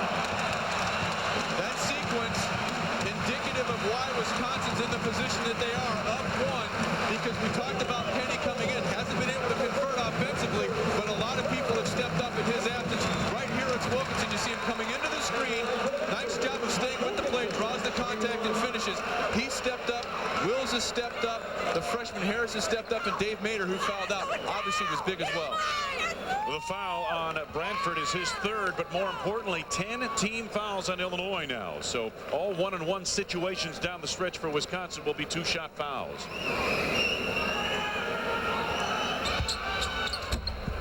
Three-point play by Mike Wilkinson. Freshman coming to the fore for Bo Ryan and company. And they have Wisconsin on top by 2 with under 3 minutes to go. Since 12:14 to go in the game, neither team has led by more than 3 points. Nip and tuck down the stretch. Let's take a look at our best play of the game, brought to you by Advance Auto Parts. The best part is our people. Penny not able to convert, but the freshman Wilkinson stays with the play, draws the contact, converts the foul shot. That is why right now Wisconsin's up 2. Illinois basketball with 3 minutes to go.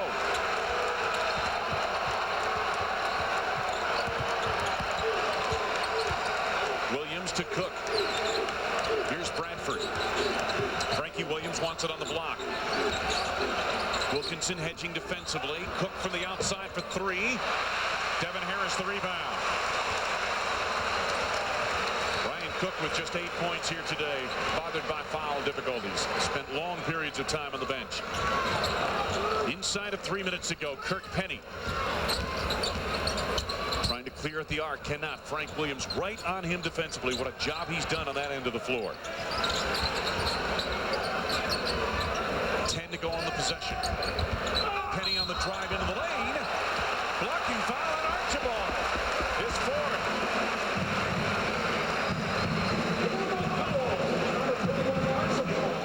Well, Penny trying to get something going, turns the corner with the left hand. Good call by the official. Archibald was not squared up. Right there trying to draw the contact, but both teams, you mentioned Illinois and the job Frank Williams has done. Both teams, Wayne, I think have just been outstanding on the defensive end of the floor. There have been very, very few uncontested scoring opportunities for either side. Kirk Penny just over 70% from the free throw line. Has missed twice here in 7 free throw attempts, but he makes the second, splits a pair. The lead is 3 for Wisconsin, coming up on 2 minutes to go in the game. And if I'm Illinois, Wayne, I'm going right back inside. I'm going to try to isolate the senior Archibald on the freshman Wilkinson. And that's what they're trying to do here. Harrington over the top. Archibald inside. No, but he'll go to the line. Charlie Wills came over and commits the foul. Outside defense. If you're Wisconsin, if you're Bo Ryan, you're going to send somebody from behind. They front him with Wilkinson. It's Wills from behind. Although he fouls there, that's the strategy for Wisconsin that worked late in the first half. Good job by Archibald of riding the freshman up the lane, but an even better job by Wills of rotating over and giving the foul, not allowing him to convert. Hard foul, clean foul. Archibald makes good on his first. Archibald 69% for the free throw strike. Illinois back to within 2.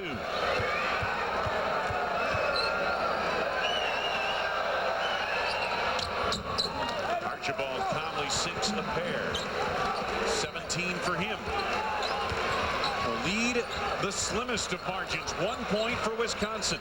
Inside of 2 minutes to go for the game. Here's the trap on Trevon Davis. And he wants a timeout. 32nd timeout asked for by Bo Ryan and the Badgers.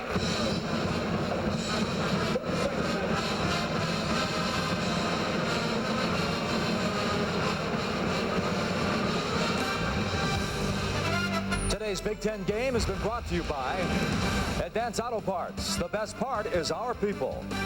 BMW. Test drive the ultimate driving machine at your local BMW center. Choice Hotels International. The power of being there. Go. Cooper Tire. Proud to be the official tire of the Big Ten Conference. Cooper Tires. Drive on. And by 7-Up. And your local 7-Up bottler. Make 7-Up yours. Sean Morris, it has been a good one here this afternoon. Wisconsin leading 66-65. Free throws have been huge in this game here today, especially for Wisconsin.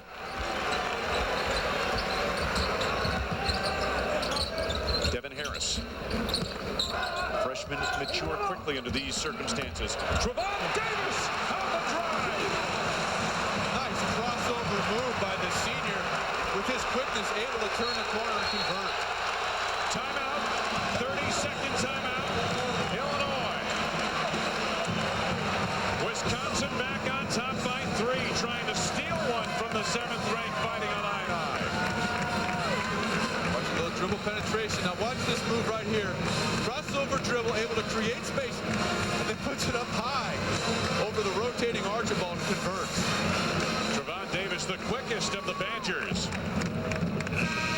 Well, if you're Illinois, where are you at now? What are you looking for here in this possession? I think you have to go right back inside, Wayne, because they have the experience down there. They've gotten their production the last 5 or 6 minutes down there. Still plenty of time. No need to panic and resort to three-point shooting right away. You can go inside, stick with your game plan, force Wisconsin to react defensively. I mentioned this is the time when a Wilkinson and a Devin Harris can mature as freshmen under these circumstances. This is the time when Frank Williams orchestrates, the senior. And here he is. Proud of their feet. Williams lost the handle. Wilkinson picks up. Archibald reaches out and fouls him, and he's out.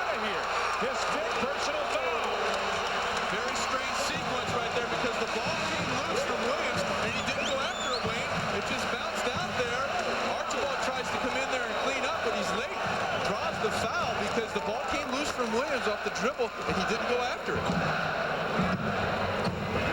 So a timeout on the floor with 72 seconds remaining. Wisconsin is leading by 3. And free throws coming up. Let's take a look at the American Century player of the game, the American Century on the money player of the game. And it is Devin Harris, the freshman I mentioned, out of Wauwatosa East High School, Milwaukee area. He has stepped up here today. 4 of 7 from the arc. He provided quite a lift. Had 3 of those 4 3-point field goals in the first half. Very deserving is Devin Harris of that honor, but a lot of candidates if you're Wisconsin. Charlie Wills with 15 big points. The play of Davis at the point guard position. And let's not forget Dave Mader and Wilkinson down low. Mike Wilkinson almost 72% from the free throw strike. Tell you something, the library on campus isn't as quiet as this building just became when he dipped for that free throw.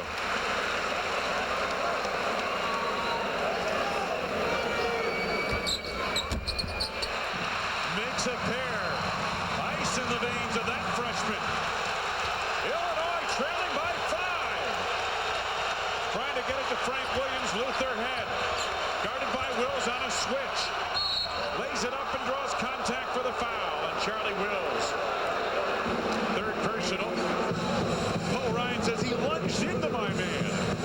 Well, I thought that Wills caught a break on that possession a little earlier. I thought he fouled a little bit earlier in that possession, but a good job of recognition by Head of understanding that he had the quickness factor over Wills right there. Wisconsin at the moment enjoying its largest advantage, 5 points, but at the free throw line poised to cut into it is Luther Head. However, it's a 2-shot situation. He misses on his first. Now a chance to at least get it down to 4. Head is a freshman, Manly High School in Chicago. Makes 1 out of 2 at the line. And a timeout. 30-second timeout called by Illinois. So Bill Self a chance to set up his defense. We're at the Kohl Center in Madison, Wisconsin, and we have seen a good one here today.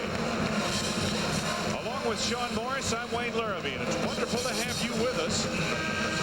Wisconsin trying to pull the upset, leading 70-66 over the Fighting Illini of Illinois, who came in at 7th ranked in the country, their best start since the 89-90 campaign when they went 12-2 after making it to the Final Four the previous season. And Wayne, that first miss of the foul shot, 2-shot situation by Head, very big because now it's a 2-possession game. If he were to converted both, a 3 would have tied it maybe a 1-possession game. Illinois showing some 3/4 court pressure now. Under a minute to go in the game. Kirk Penny trapped, able to dribble out of it. Timeout called by Wisconsin. 47.4 seconds remaining.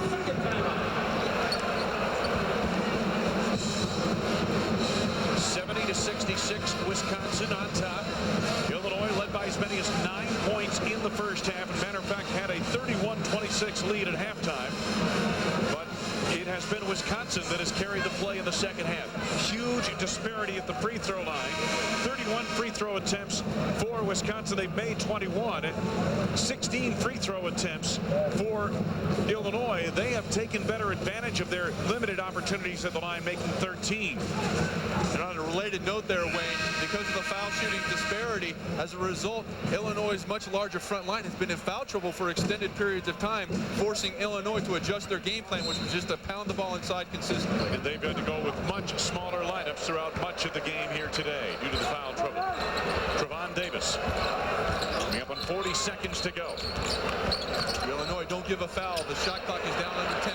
Harris for 3. Boy, that would have been a dagger. But the ball lost out of bounds by a combination of Harrington and Brian Cook. They could not collect and close out. Well, Illinois, a good job of forcing a 3 by Harris. Just under 10 on the shot clock. Looks like they're going to clean up and go the other way. But right off Cook's foot.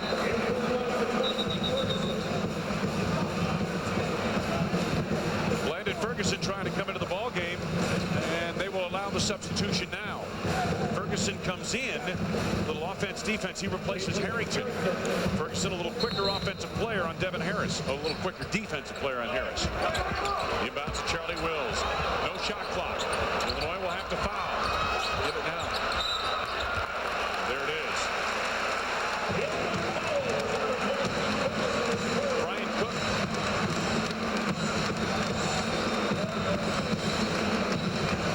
Might be it for him as well, isn't it? They got Ferguson on that foul. Not Cook, but Ferguson is first.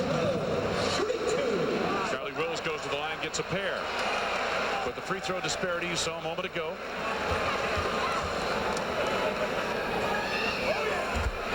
Charlie Wills trying to put a nail in the coffin. It's a 5-point ball game now. What a win this would be in the first year at Wisconsin for Bo Ryan. 2 more at the free throw line for Charlie Wills, and the Badger lead now is 6. Let's look for a downscreen to see if one of these three-point shooters can get loose. Williams picked up tight by Devin Harris. Luther Head gets the lane. They'll give him that, and he blew the layup anyway. This is not to be for Illinois. What a win for Wisconsin. 72-66 over the 7th-ranked Fighting Illini, Illinois.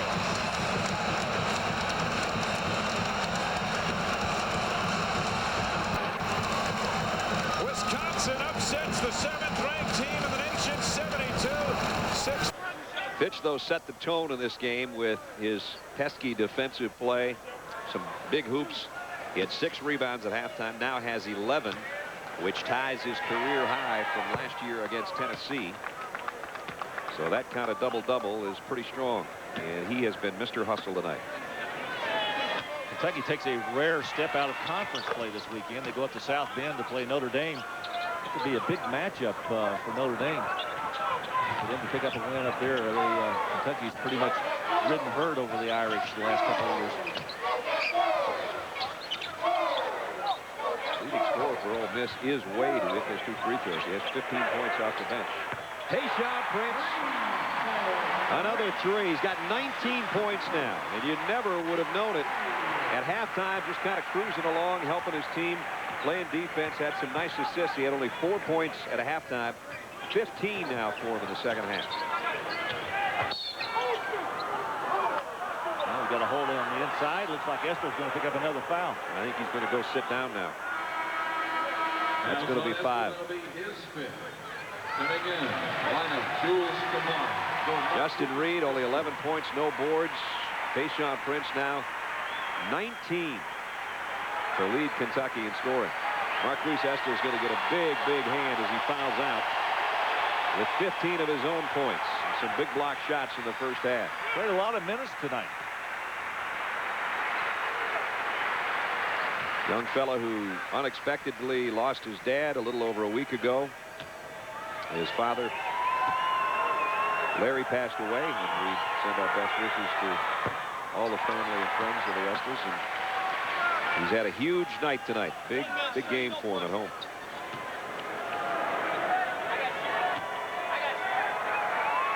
Chris Rhodes at the free throw line for Ole Miss.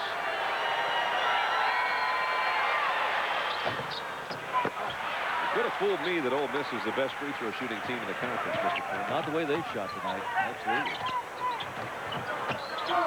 Hawkins got into a dribbling act here, and then leaves it for Kamara. How about that for an assist? You know, you get kind of transfixed. You watch him go around and around with the ball, and all of a sudden it's in somebody's hands underneath the basket. Comes down and steals it on the other end. Hawkins at full speed again. Tayshaun Prince, deep ball. That one short. Nunnery with a rebound. Trying to get it ahead to Sanders on the fly, and he's fouled. They're going to count the goal. They are. They are. Yeah. I thought that ball had hit the glass and on its way down, and Prince was the one who knocked it off of there. Sanders with a 3-point opportunity. Pitch gets the foul. Sanders gets the bucket. Take a look right here. You'll see Sanders out in front, going in for the layup. Now watch Prince trail. See, it comes off of the glass. I don't think it even had a chance to go in. You got to leave that one alone.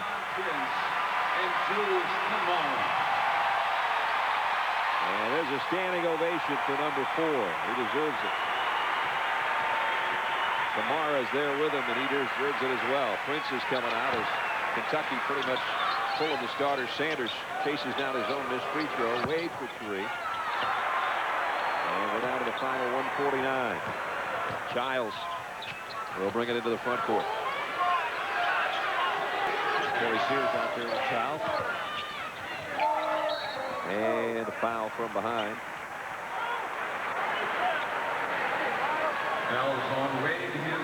Wade picks up his second.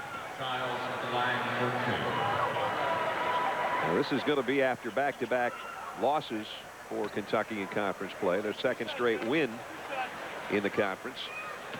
And they've won 23, when this one's over, 23 of their last 24 in SEC play here at Rupp Arena. And that lone loss was to Georgia last week. 88 to 84 to Georgia. And now Daniels sits down. And all the fans show their appreciation for this entire team. Iowa and Illinois, don't forget, next in the Big Ten. Dave and Dick are standing by to bring you that one. Childs second and 2. First point for Adam tonight. So Kentucky right on its average in scoring. They came in number 2 to Florida in the SEC at 82.8. They've got 83 right now against the Rebels of Ole Miss, who float away.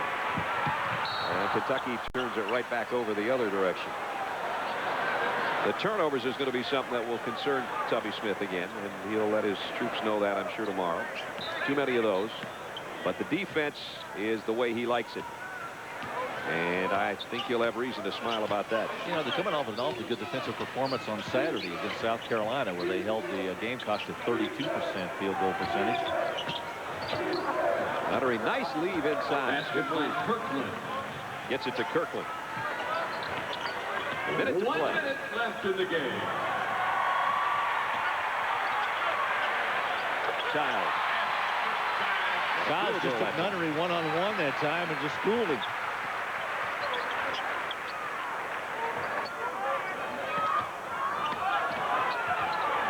Kirkland. And a nice hustle by Chris Rhodes. Try to save it. He goes flying out of bounds and is unable to do so. I think he stepped on the line before he threw the ball back in. Yeah.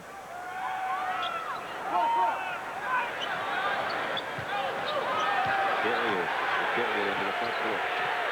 And he'll pull up and shoot it. Missed the 3. Rebound pins off to Justin Johnson. We're in the final half minute to play. As Ole Miss is going to fall to 13-4 and 2-2. Kentucky will go to 11-4. And also 2-2 on their side in the SEC East. Nunnery, nice leave inside again. And Kirkland. Well, that's the way to do it. Little fella with the dish again to Richard Kirkland. And the final 15 seconds here at Rupp. Sears' long ball is off the mark.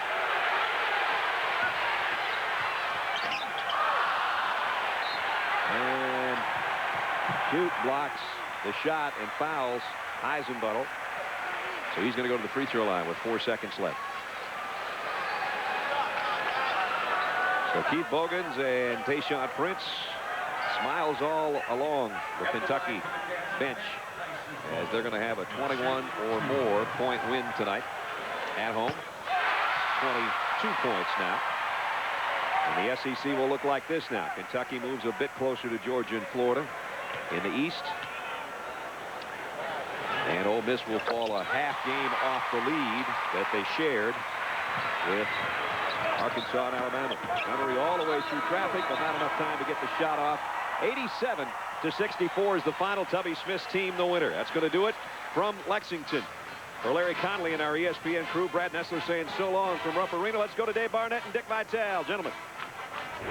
All right, Brad, and welcome. Assembly Hall, Champaign, as usual, 16,500.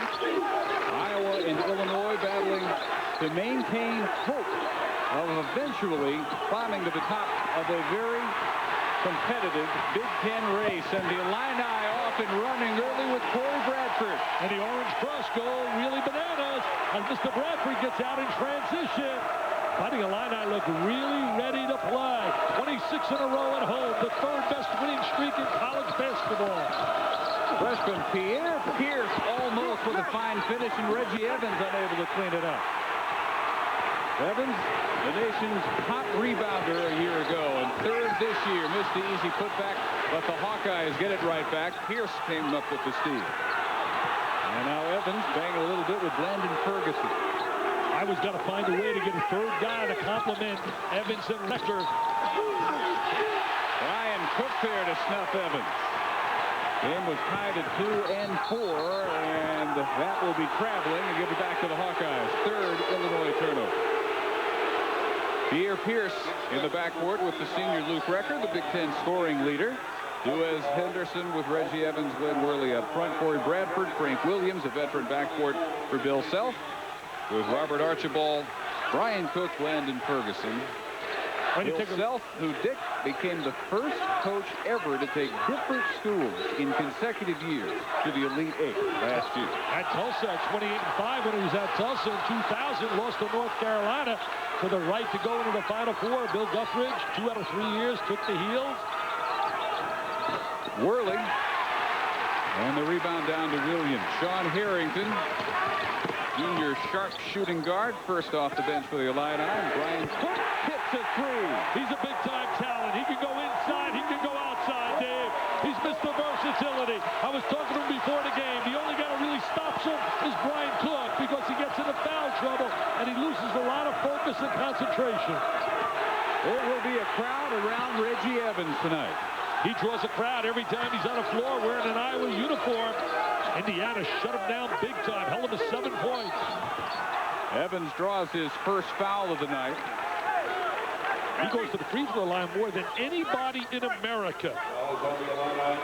Last year, he led the nation in that area. He has a great way of posting up on the inside. That's a big plus because you get a lot of people in foul trouble. As you look at Steve Alford, he's a winner. He's a winner as a player. He won at Southwest Missouri State at Manchester when he started coaching. He's one of the real rising stars in the coaching fraternity, and the same can be said for Bill Self. Evans, who would like to shoot a better percentage as often as he gets to the line. And a 63% that he'll try to improve on the rest of the year.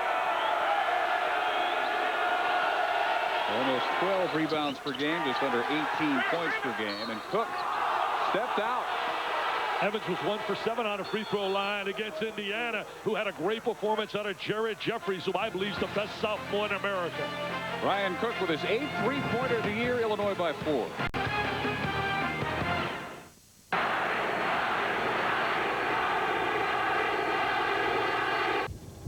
Her scent led me into the desert. I can't believe this is really happening. She can't resist my touch. I love you. Together we dance, alone in the wilderness.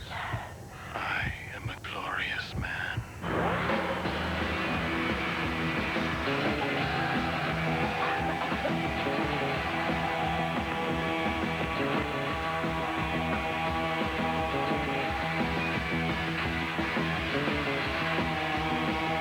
There's a place where you don't have to drop a lot of cash to get a lot of steak. It's got to be Applebee's. Eating good in the neighborhood. Applebee's sirloin skillets are back. Choose from 4 skillets like our bold pepper steak seasoned with cracked peppercorns. Or the smothered steak with fresh mushrooms, onions, and mozzarella. For sirloin skillets, it's got to be Applebee's. Eating good in the neighborhood. In the neighborhood. Use MSN to get online. Use it to plan a fishing trip. Use it to buy a graphite fishing rod. And hand-tied flies. And searching for basic fishing techniques might be really useful too. Want an internet service you can really use? MSN from Microsoft is the great alternative to AOL. MSN, more useful every day. Welcome back to Champaign. It's hard to be too disappointed when your team's in the top 10 unless you were picked number 2. Can Illinois eventually climb back that high? Well, you know, expectations. They're certainly one of the elite teams in America. When they get Lucas Johnson back and Krapalia, that gives them some depth. It gives them some physical presence. The one thing Johnson brings is mental toughness. There's no doubt in my mind that when it comes tournament time, I think Illinois will be one of the teams in the Elite 8. One of the real tough teams to beat at tournament time. There's a look at Mr. Johnson, and they tell me he can't wait to play. Most likely will play against Wisconsin on the 23rd. Glenn Worley stuff, but gets it back from Archibald, and after 7 straight misfires by the Hawkeyes, Worley gets him back within 2. Worley's the guy that could be the 3rd guy in the offensive arsenal behind Recker and behind Evans. He's got to stay out of foul trouble, Dave. Record tied on Harrington inside, and Archibald just off with the lefty hook, and a held ball will go the other way. Krapalia show you how good he was in that lineup down in Las Vegas. He was the MVP of the tournament. And Demir has practiced only twice since mid-December with a left foot injury that they call in the early stages of a stress fracture. He doesn't have a stress fracture, but headed that way, and they continue to list him day to day. But they're also saying that Lucas Johnson, after a torn ACL in October, may beat Krapalia back on the floor next week. That's incredible. Amazing things they're doing today in Madison.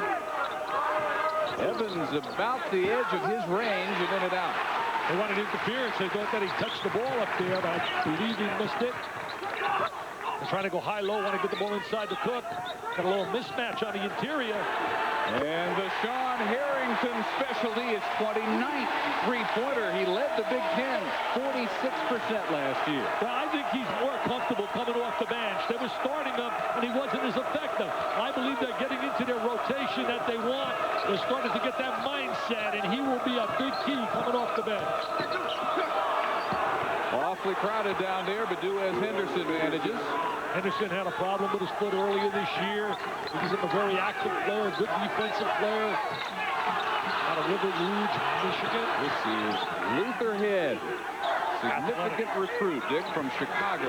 Yeah, from out of Manly High School. Very acrobatic. They're doubling up on the inside. When you're doubled up, you got to find the open man. You got to be able to recognize it and not bring the ball down to the bottom of the floor. Archibald calls time and trouble. Hey, talk about Indiana. Incredible. 4-0, beating Iowa at Iowa. Jared Jeffries, I think, is now the finest South in America. Very versatile. Got a great performance out of Coverdale as well at 5. And Mike Davis has got to be smiling. They changed their colors up there, though. Crimson and they're going cream now. No more red and white. They're creaming everybody is what they're doing. Yeah. Now, Dick, an ACL used to be borderline career ending. Actually did end a lot of careers. Here's a guy ready to come back after 3 months. That's almost miraculous. Well, those orthopedics are doing a great job, as you see right here. Mr. Johnson working out hard. I'm a little familiar with some of that. My son-in-law is now an orthopedic surgeon down here at Chance Hospital in Gainesville, Florida. He's a resident.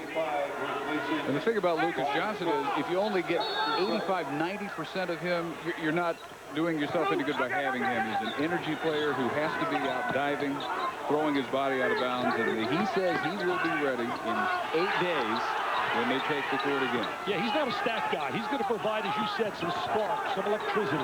4 on the shot clock as Bradford's pass is knocked out of bounds, and here's a break for the Illini because the shot clock was expiring as the Hawkeyes touched it. Big Ten, certainly not vintage Big Ten in terms of dominant teams as in the past, but things go in a cycle. But they still have some real quality teams up on top. As you see the hustle going into the crowd. The bottom line is I think Illinois, because of great guard play, whenever you got a kid like Frank Williams and a kid like Bradford with experience and Harrington off the bench, you always have a chance to win, especially in the postseason. Connie Gray now conferring on how much should have been on the shot clock when the ball was knocked out, and they put 2 seconds back. And the Illini throw it into Harrington, and Gray blows the whistle on the inbound pass, and they're going to call a foul on Nick Smith, 7'2", freshman redshirt, moving pick as the ball was about to be thrown in. He says, Donnie Gray, how did you see that? How did you see that? I'm not a big space eater. I'm big. There he is. Look at him. Oh, yes. Yes. He's moving. You're not allowed to move. He tried to cheat a little bit, trying to move, but Donnie Gray right on a call. Iowa has yet to get anything from a guard. Good man-to-man defense by Illinois. It's really helping out well, pressuring the basketball. Pierce wanted to post up on head and said back out, and Worley can't get it. And there's the 7-2 value of Smith. Nice play by Pierce to get the ball out to Worley. Now Bradford driving on Wrecker and hammered out of bounds by Ryan Hogan, the senior transfer from Kentucky. He's been shooting the ball well for them, giving them that spark from the perimeter. He's right here from Illinois. Going to take a look at some of the help now defensively. See the way they attack the basketball? That's closing off the driving angle, giving help. Do a great job teaching. Sam Alford on the staff. Usually it's father and son. Here we got son and father. But you know, he calls his son Coach. The coach may do this tonight. That's great. Still has the father-son relationship, but also the strong working relationship. Great family. They really have a super family. Saw Smith check out, Williams back in. And the athletic head dishing. Archibald will go to keep two. Lupehead's going to be a special player. He does things you cannot teach. He attacks the basket. He really has that explosiveness, that athletic ability. He, Dave, is the first guy from the public school league since 1995. Look at the head right now. There he's exploded to the goal. They're going to dump it off. The last guy they had prior to him was in 95. They had a kid, Brian Notry, and a kid by the name of Kevin Turner. Lon Kruger really didn't get a chance to recruit a lot in the city because a lot of people were upset at the time that they made a coaching change there when Lou Henson stepped down, and a lot of people felt that Jimmy Collins should have been the head coach here. And Robert Archibald, all the way from Scotland, by way of Baldwin, Missouri. His dad played ball out there, was a professional player in Scotland as well.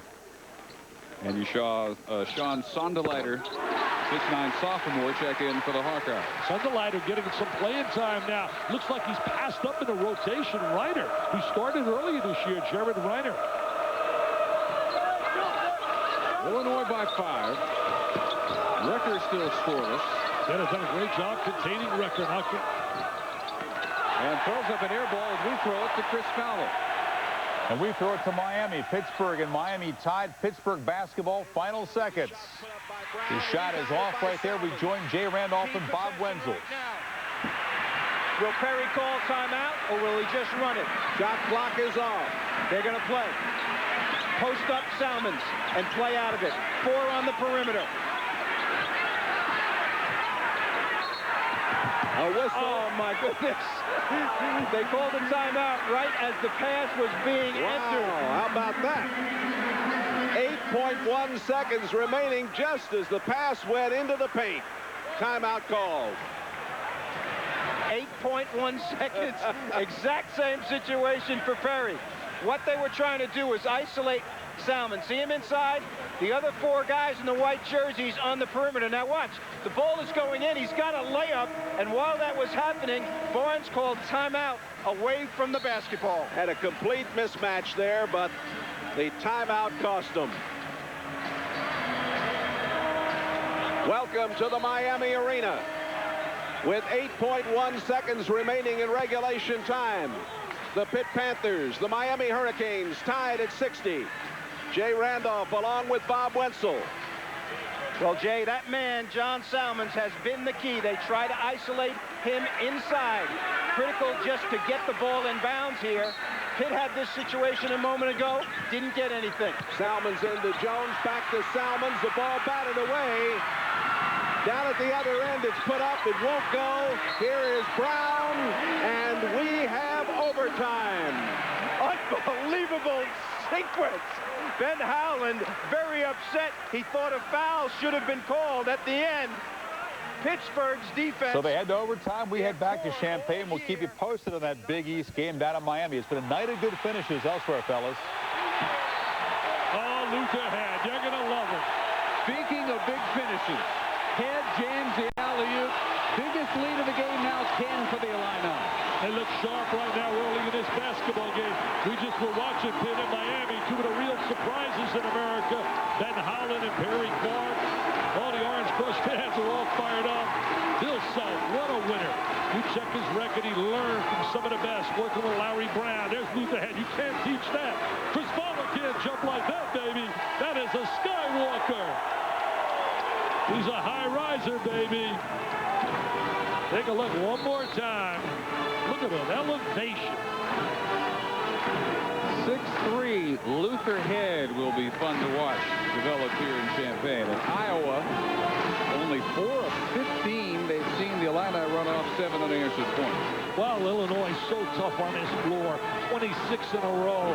As you look at Bill Self. He's never lost to you. I know, it's incredible. Went undefeated last year. I believe that was the first time since 1988-89 when the Flying Illini went undefeated. Lou Henson, now down in New Mexico State. Had that great team with Pardo and Gill and Lowell Hamilton and Nick Anderson, Marcus Liberty, Kenny Battle. Iowa still yet to get a point from a guard. Defense has been outstanding. The defense has been sensational for Illinois. Walker gives it up, and Pierce hits the deck hard. You talk about help defense, and you talk about playing the ball tough, and then help and recovering. They're doing an outstanding job of fighting Illini. 11:07 and a half all Illinois. I wonder how our home equity loan's going. I'll check. Want banks to compete for your home equity loan? At LendingTree.com, fill out one simple form and get up to 4 offers. When banks compete, you win at LendingTree.com.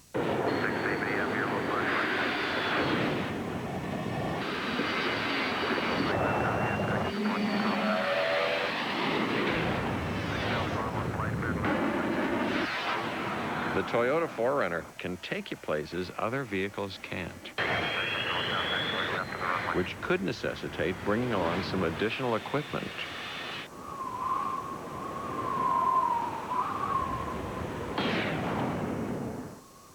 Wake up! It's time for 7-Eleven. Start with a cup of fresh brewed 7-Eleven coffee. Then grab one of our hot breakfast sandwiches. Or choose from our bakery selection, delivered fresh daily. And get your morning going. I work nights.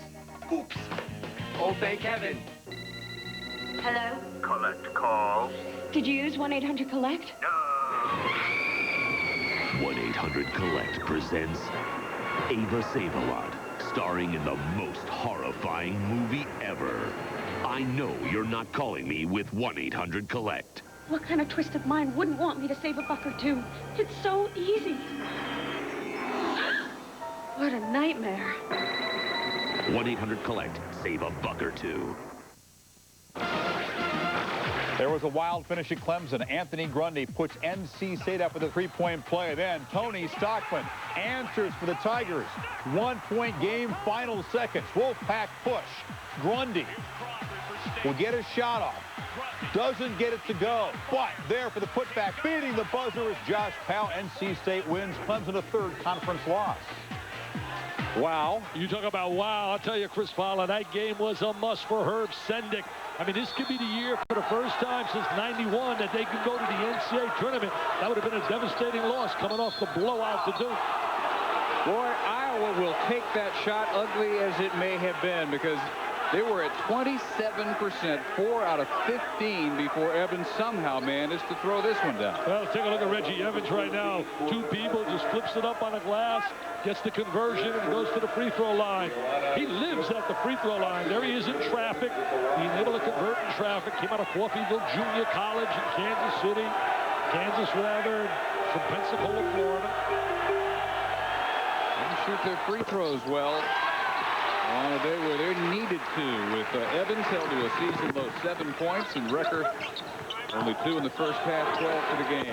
He had 1 for 7 on the free throw. Look at a tip inside by the big guy, Nick Smith. Big Nick. He's had some bright moments this year. Had a 17-point game earlier this year. He's got to put weight on. He's getting some playing time, getting acclimated to life in the Big Ten. We list him at 245 at 7'2". He has put on a little since last year, noticeably. Evans He'll have his guarded by Big Nick, and that will be his second. Very tough for him to match up on Evans. Evans, who just makes a career out of going to the free throw line. That's such a plus because you get people into foul trouble all the time. There's two guys talking to one another, giving a little skin. One of the premier inside-outside combos in America. I'll see some on Thursday night, man, when we see an inside-outside combo. And you talk about Baxter and Dixon, and you talk about Boozer and Williams, Maryland and Duke. Thursday night, 9 o'clock. It lives up to any of the three from last year. Four. Actually, four, yeah. They had four unbelievable matchups. Could have went either way. Reggie from Pensacola, Florida. JUCO All-America at Coffeyville. And came back for his senior year under Steve Alford. With Dick Vitale, Dave Barnett, Champaign, where the Illini have the nation's third longest home winning streak at 26 straight on the line, and have outplayed the Hawkeyes about every way you can so far in this first half. Especially in the lane, 6-to-1 ratio on the interior, dominating inside. Frank Williams playing under control, looking to get everybody involved, has great scoring abilities. Well, he got fouled, no call. No way he's that short if he doesn't have contact. But no whistle. Hey, Frank's looking at him saying, you know, I was Big Ten Player of the Year. I'm not supposed to get to the deck and not have a whistle blown. Iowa gets a timeout. And a shot that ends up 2 feet short of the rim by Frank Williams does not get a whistle. Peoria Manual High School. They won 4 consecutive high school state championships. He and Brian Cook have something in common. Both Mr. Basketball in the state of Illinois.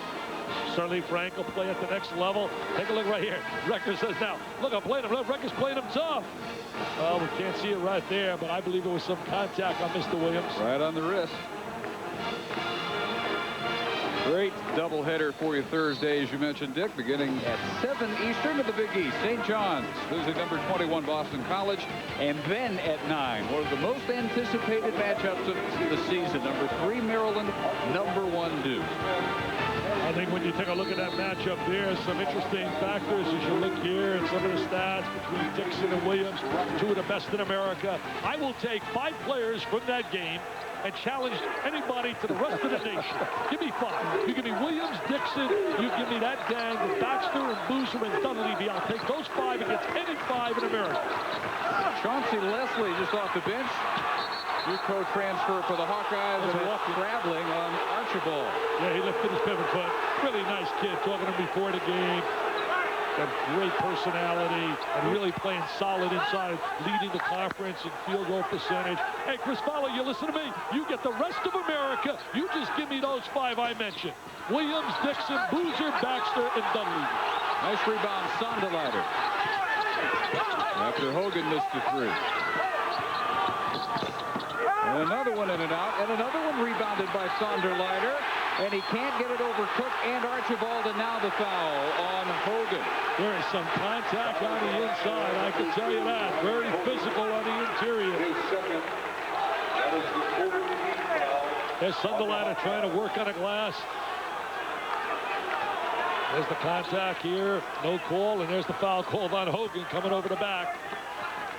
Second on Ryan, who, like Recker, missed the best part of last year. Hogan eventually had knee surgery. He's a transfer, came out of Kentucky. Right on there, 98 national champs. Radford still without a 3-pointer. He's got that ring from 98. Played with Tubby Scrub down there, Tubby Smith. Give it to Evans. See, they missed him right there. Had him posted inside. Got to know when to recognize him. Now Evans drops it off, and Sonderleiter will step to the line. But Dick, we are over 11 minutes into the game, and not only has Luke Recker, the Big Ten scoring leader, not scored, no Iowa guard has a point. They have really done a great job in that sequence, getting the ball inside to Evans. But you got to credit that, Dave, to the unbelievable job being done defensively. As you see Luke sitting on the sideline, had only 12 against Indiana.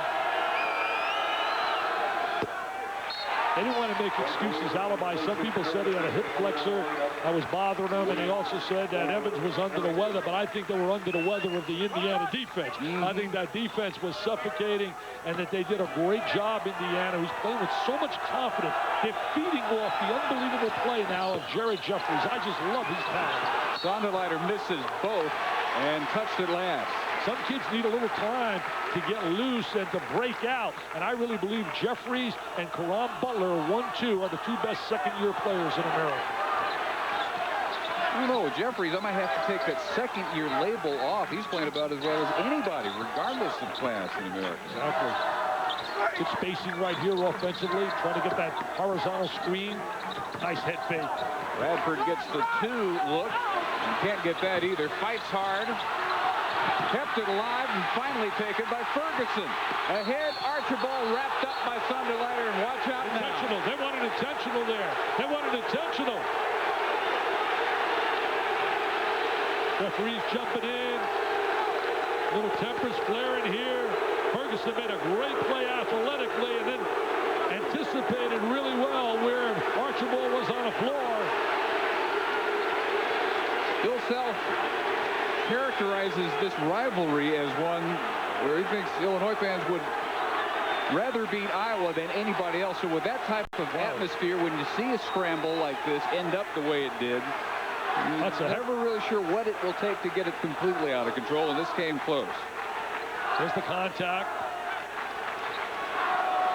Referee jumping right in there. Donnie Gray jumping right in. Good bit of officiating. Sonderleiter obviously will be called for the foul.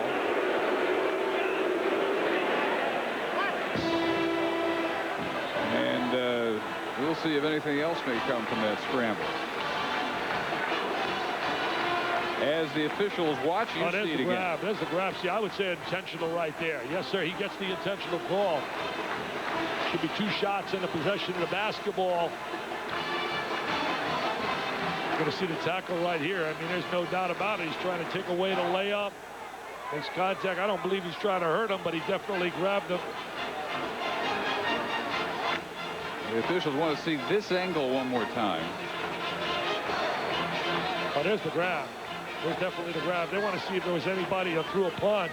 That's what they use the monitor for, to determine if there are any punches thrown, anybody involved in a fighting situation. Well, I think they're lucky because a few cooler heads got in there and prevailed before it could get them. It was really close to getting to that Well, it was point. a good bit of officiating. I thought Greenwood, Gray, and Higgins really did a good job jumping right in here to cool everybody down. Now comes the huddle, determination. They use the monitor, bring both coaches over. No fight, no inflation occur, other than an intentional foul. We'll shoot 2 and take it out under the basket. But I'm asking you guys help, so I can control the team. Thank you very much. I appreciate it. I don't know if you can hear it first. He did call it an intentional foul, and just wanted to make sure that both coaches were where they're right on the borderline and don't want to see any more of that. Let's send it to Chris Fowler. And back now to the Big East tussle. Pittsburgh Panther basketball in Miami, tied in overtime. 17 seconds to play. Back to Jay Randolph and Bob Winters. Welcome to the Miami Arena. Pittsburgh and Miami tied at 65, 17 seconds remaining in the first overtime. Zavakis. It won't go. Rebound, Darius Rice. 7 seconds. Barnes on the run. Marcus Barnes is fouled. Oh, my goodness. 1.3 seconds remaining. Barnes will go to the free throw line. Julius Page, a mental error. And Pittsburgh does not make many of them. In the confusion, he goes for the steal. Had he played him with his feet, time would have run out. The sophomore from Miami at the line.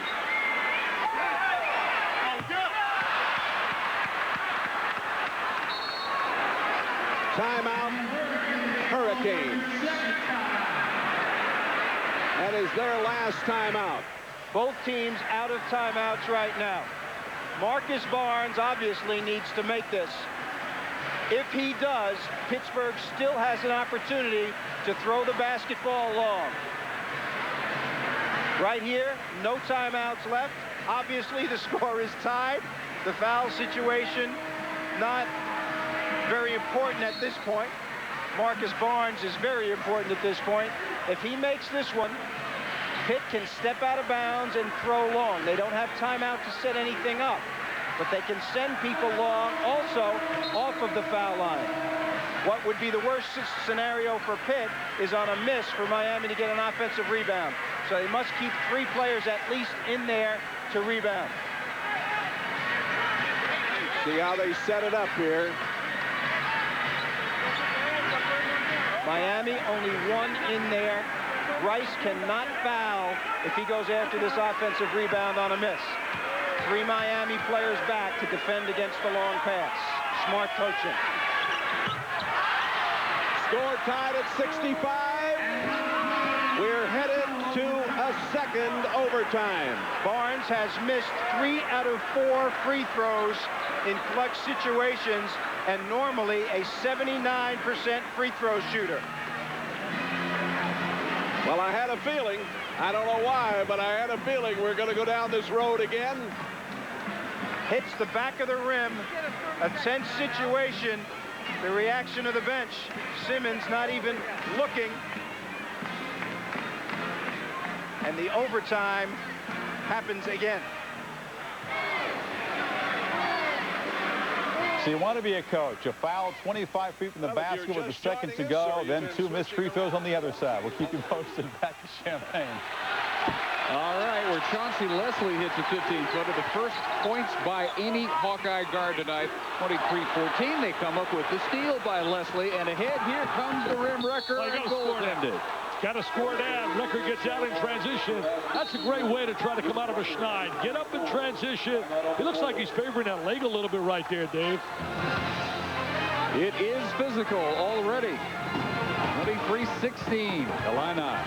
Whether you use your phone for local, regional, or national coverage, Champaign Telephone Company, your authorized Verizon wireless dealer, has a plan for you. For a limited time, get a new digital Kia Sierra 2035 free when you sign up for a $35 a month, 2-year agreement with 350 anytime minutes, 3,150 night and weekend minutes, and free nationwide long distance. So whether it's wireless data products, data cellular, hands-free phones, or personal cell phone usage, let Champaign Telephone's experienced staff help you with all your wireless needs. Champaign Telephone, South Neal, Champaign, just west of Memorial Stadium.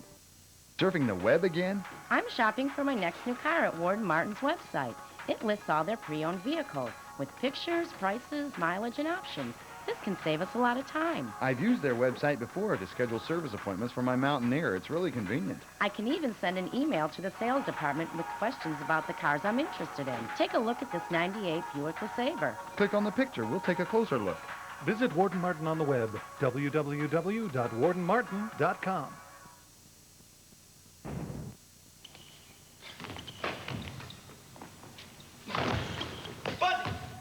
St. John storms into Boston to take on the Eagles. Belt goes all the way, lays it in. Then in a key ACC matchup, can Maryland's Dixon and Baxter continue their scoring dominance against top-ranked Duke and the unstoppable Jason Williams? What execution! That is classic basketball. St. John's Boston College at 7, Maryland Duke at 9, Thursday on ESPN. Pretty rugged first half, and no fun to watch if you're an Iowa fan because they're not shooting well in any category. They are 7 of 22 overall, haven't hit a 3, and only 2 of 8 free throws. Well, you know, 2 for 8 on a free throw line is inexcusable. The 0 for 5 from the three-point line, I really credit that to the real good pressure defense of Illinois. I think Bill Self's kids are doing an outstanding job defensively. Hey, his last 3 years, he's 23-10 at Tulsa, 32-5 at Tulsa, and 27-8 at Illinois, and that really starts on the defensive end. The Illini now have missed 7 straight shots themselves, and their 11-point lead has shrunk to 7. Hawkeyes can shrink it further. 6:45 in the half. He's got an open shot right there. Had his jump shot. Recker had to look. Instead, he goes down where Worley wants to give it up. Guarded by Roger Powell, a freshman in for the first time. And Williams got a little bump after he came down with the board. No whistle. He got great handle, Frank Williams. Very tough to play one-on-one. He's a combination guard more than a pure point guard. He can score. Last game, he didn't start because he was a little 5 minutes late for, I guess, a shoot-around. But he came in and scored 14 points against Michigan. They blew Michigan out. Shot 68% against Michigan. Over and over and over again. Threw it over the top. And 34 baskets. Bill Self had to like this maybe best of all. They had 28 assists on those 34. Well, that's when you're really playing team basketball and moving the ball. Getting some touches in your offense, just like they did right here. Bradford finally gets a three. Well, they did a great job of moving the basketball, setting a good screen. They did a great job screening for Bradford, the all-time leader shooting threes at Illinois. Out of Memphis, Tennessee. Had the record, 88 straight games with a three. Ended by Wisconsin last February. Pierre Pierce has his first two. And that's why he was a sensational high school scorer. Did a great job attacking the basket. Well, guys having to be separated again. Roger Powell, the freshman for Illinois, Reggie Evans.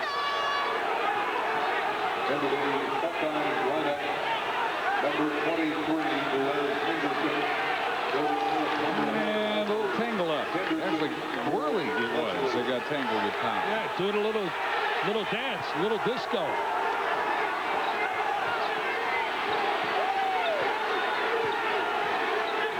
Terry Bradford gives him that jump shooter from the perimeter. Kind of a little weave on the perimeter. Judd Heathcote used to run that with Michigan State. Tom Izzo uses it in his offensive sets as well. Now Head against Pierce. Nice freshman. I'll tell you, there's a lot of emotion, a lot of intensity on that floor. Look at right here, Pierce and Evans. Take a look right here. We're going to see the screen come down here. We're going to get a screen open for the jump shot by Bradford. There goes the screen. Freeze it right here. Freeze that baby. This guy set it up so he can shoot the three right here, baby, and knock that down. Nothing but nylon. There goes Mr. Bradford, stroking it from out of Memphis. Spoke to John Calipari yesterday and Rick Pitino. Those two guys doing a great job in Conference USA. Happy to have both in college where they belong, Dave. Their enthusiasm, their teaching ability. Iowa's shooting so poorly, and the Illinois is still perfect from the free throw line. Look at this right here. He's trying to teach the young guy. He says, come on now, we got to do it. Come on, you got to break it up. That's it. Luke stepping in. Good. Stepping in. You can't have that on the floor. You can't have that on the floor. I know he means well, but you got a young kid trying to play here. Pierce learning how to play. You got to give him confidence. You can't go in there and challenge him like that. Lead back up to double figures. Leave that to the coaches. Rucker did a great job of coaching right there.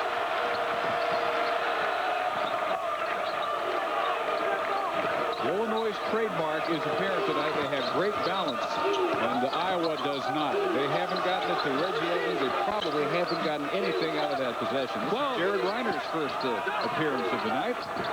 And off to Duez Henderson's missed three-pointer ahead of the pack. Williams. Oh, what a pass! Oh, what a pass! That's why he's a superstar, baby. What anticipation! Powell stuffing Worley. Oh, that was special. That is ESPN highlights film at its best. Frank Williams to Mr. Cook, and the Orange Crush is jumping with joy. Watch Mr. Williams. Oh, baby. What anticipation. What awareness. And take a look right here. Cook's going to finish it off, but he better go thank Mr. Williams. Thank you, Frankie. There, you just did it for him. Huh? You just did it for him. Oh, Frank Williams, what a play right there. That is special. By the way, he picked Duke to beat Maryland. Now, all you Maryland guys, he said it, not me. 1 out of 2 for Worley. And then the foul as it goes out of bounds. Henderson again. I'll tell you, you looked at Illinois before the game, and these kids are really pumped up. That's why on this floor, they want to protect their home turf. 26 in a row at home. 16 in a row conference play at home, and that's 5th best. Number 1 is Utah with 45 in a row at home in conference play. Rick Majerus' club heating it up right now at 12-3, getting better and better. Beating San Diego State last night. is Roger Powell, freshman from Joliet, Illinois, a Lon Kruger recruit. And even in the coaching change, never changed his pledge to the Illini. They got some athletes in that young class of theirs with Head, Ferguson, and Powell. They're really excited about that class coming in next year. And down in Texas, both these schools are, in fact. Texas Ties on the south. Reiner, a no-look feed, and they just can't get anything around the bucket. 8 out of 25 from the field for Iowa. Yeah, can't convert. Can't convert. You contain Rucker and Evans, you got a great shot to beat Iowa. Another Cook three. And that's the versatility we talk about. Mr. Cook, I don't think he knows how good he can be. 6'11", he can go inside, outside. He has to be consistent, Dave.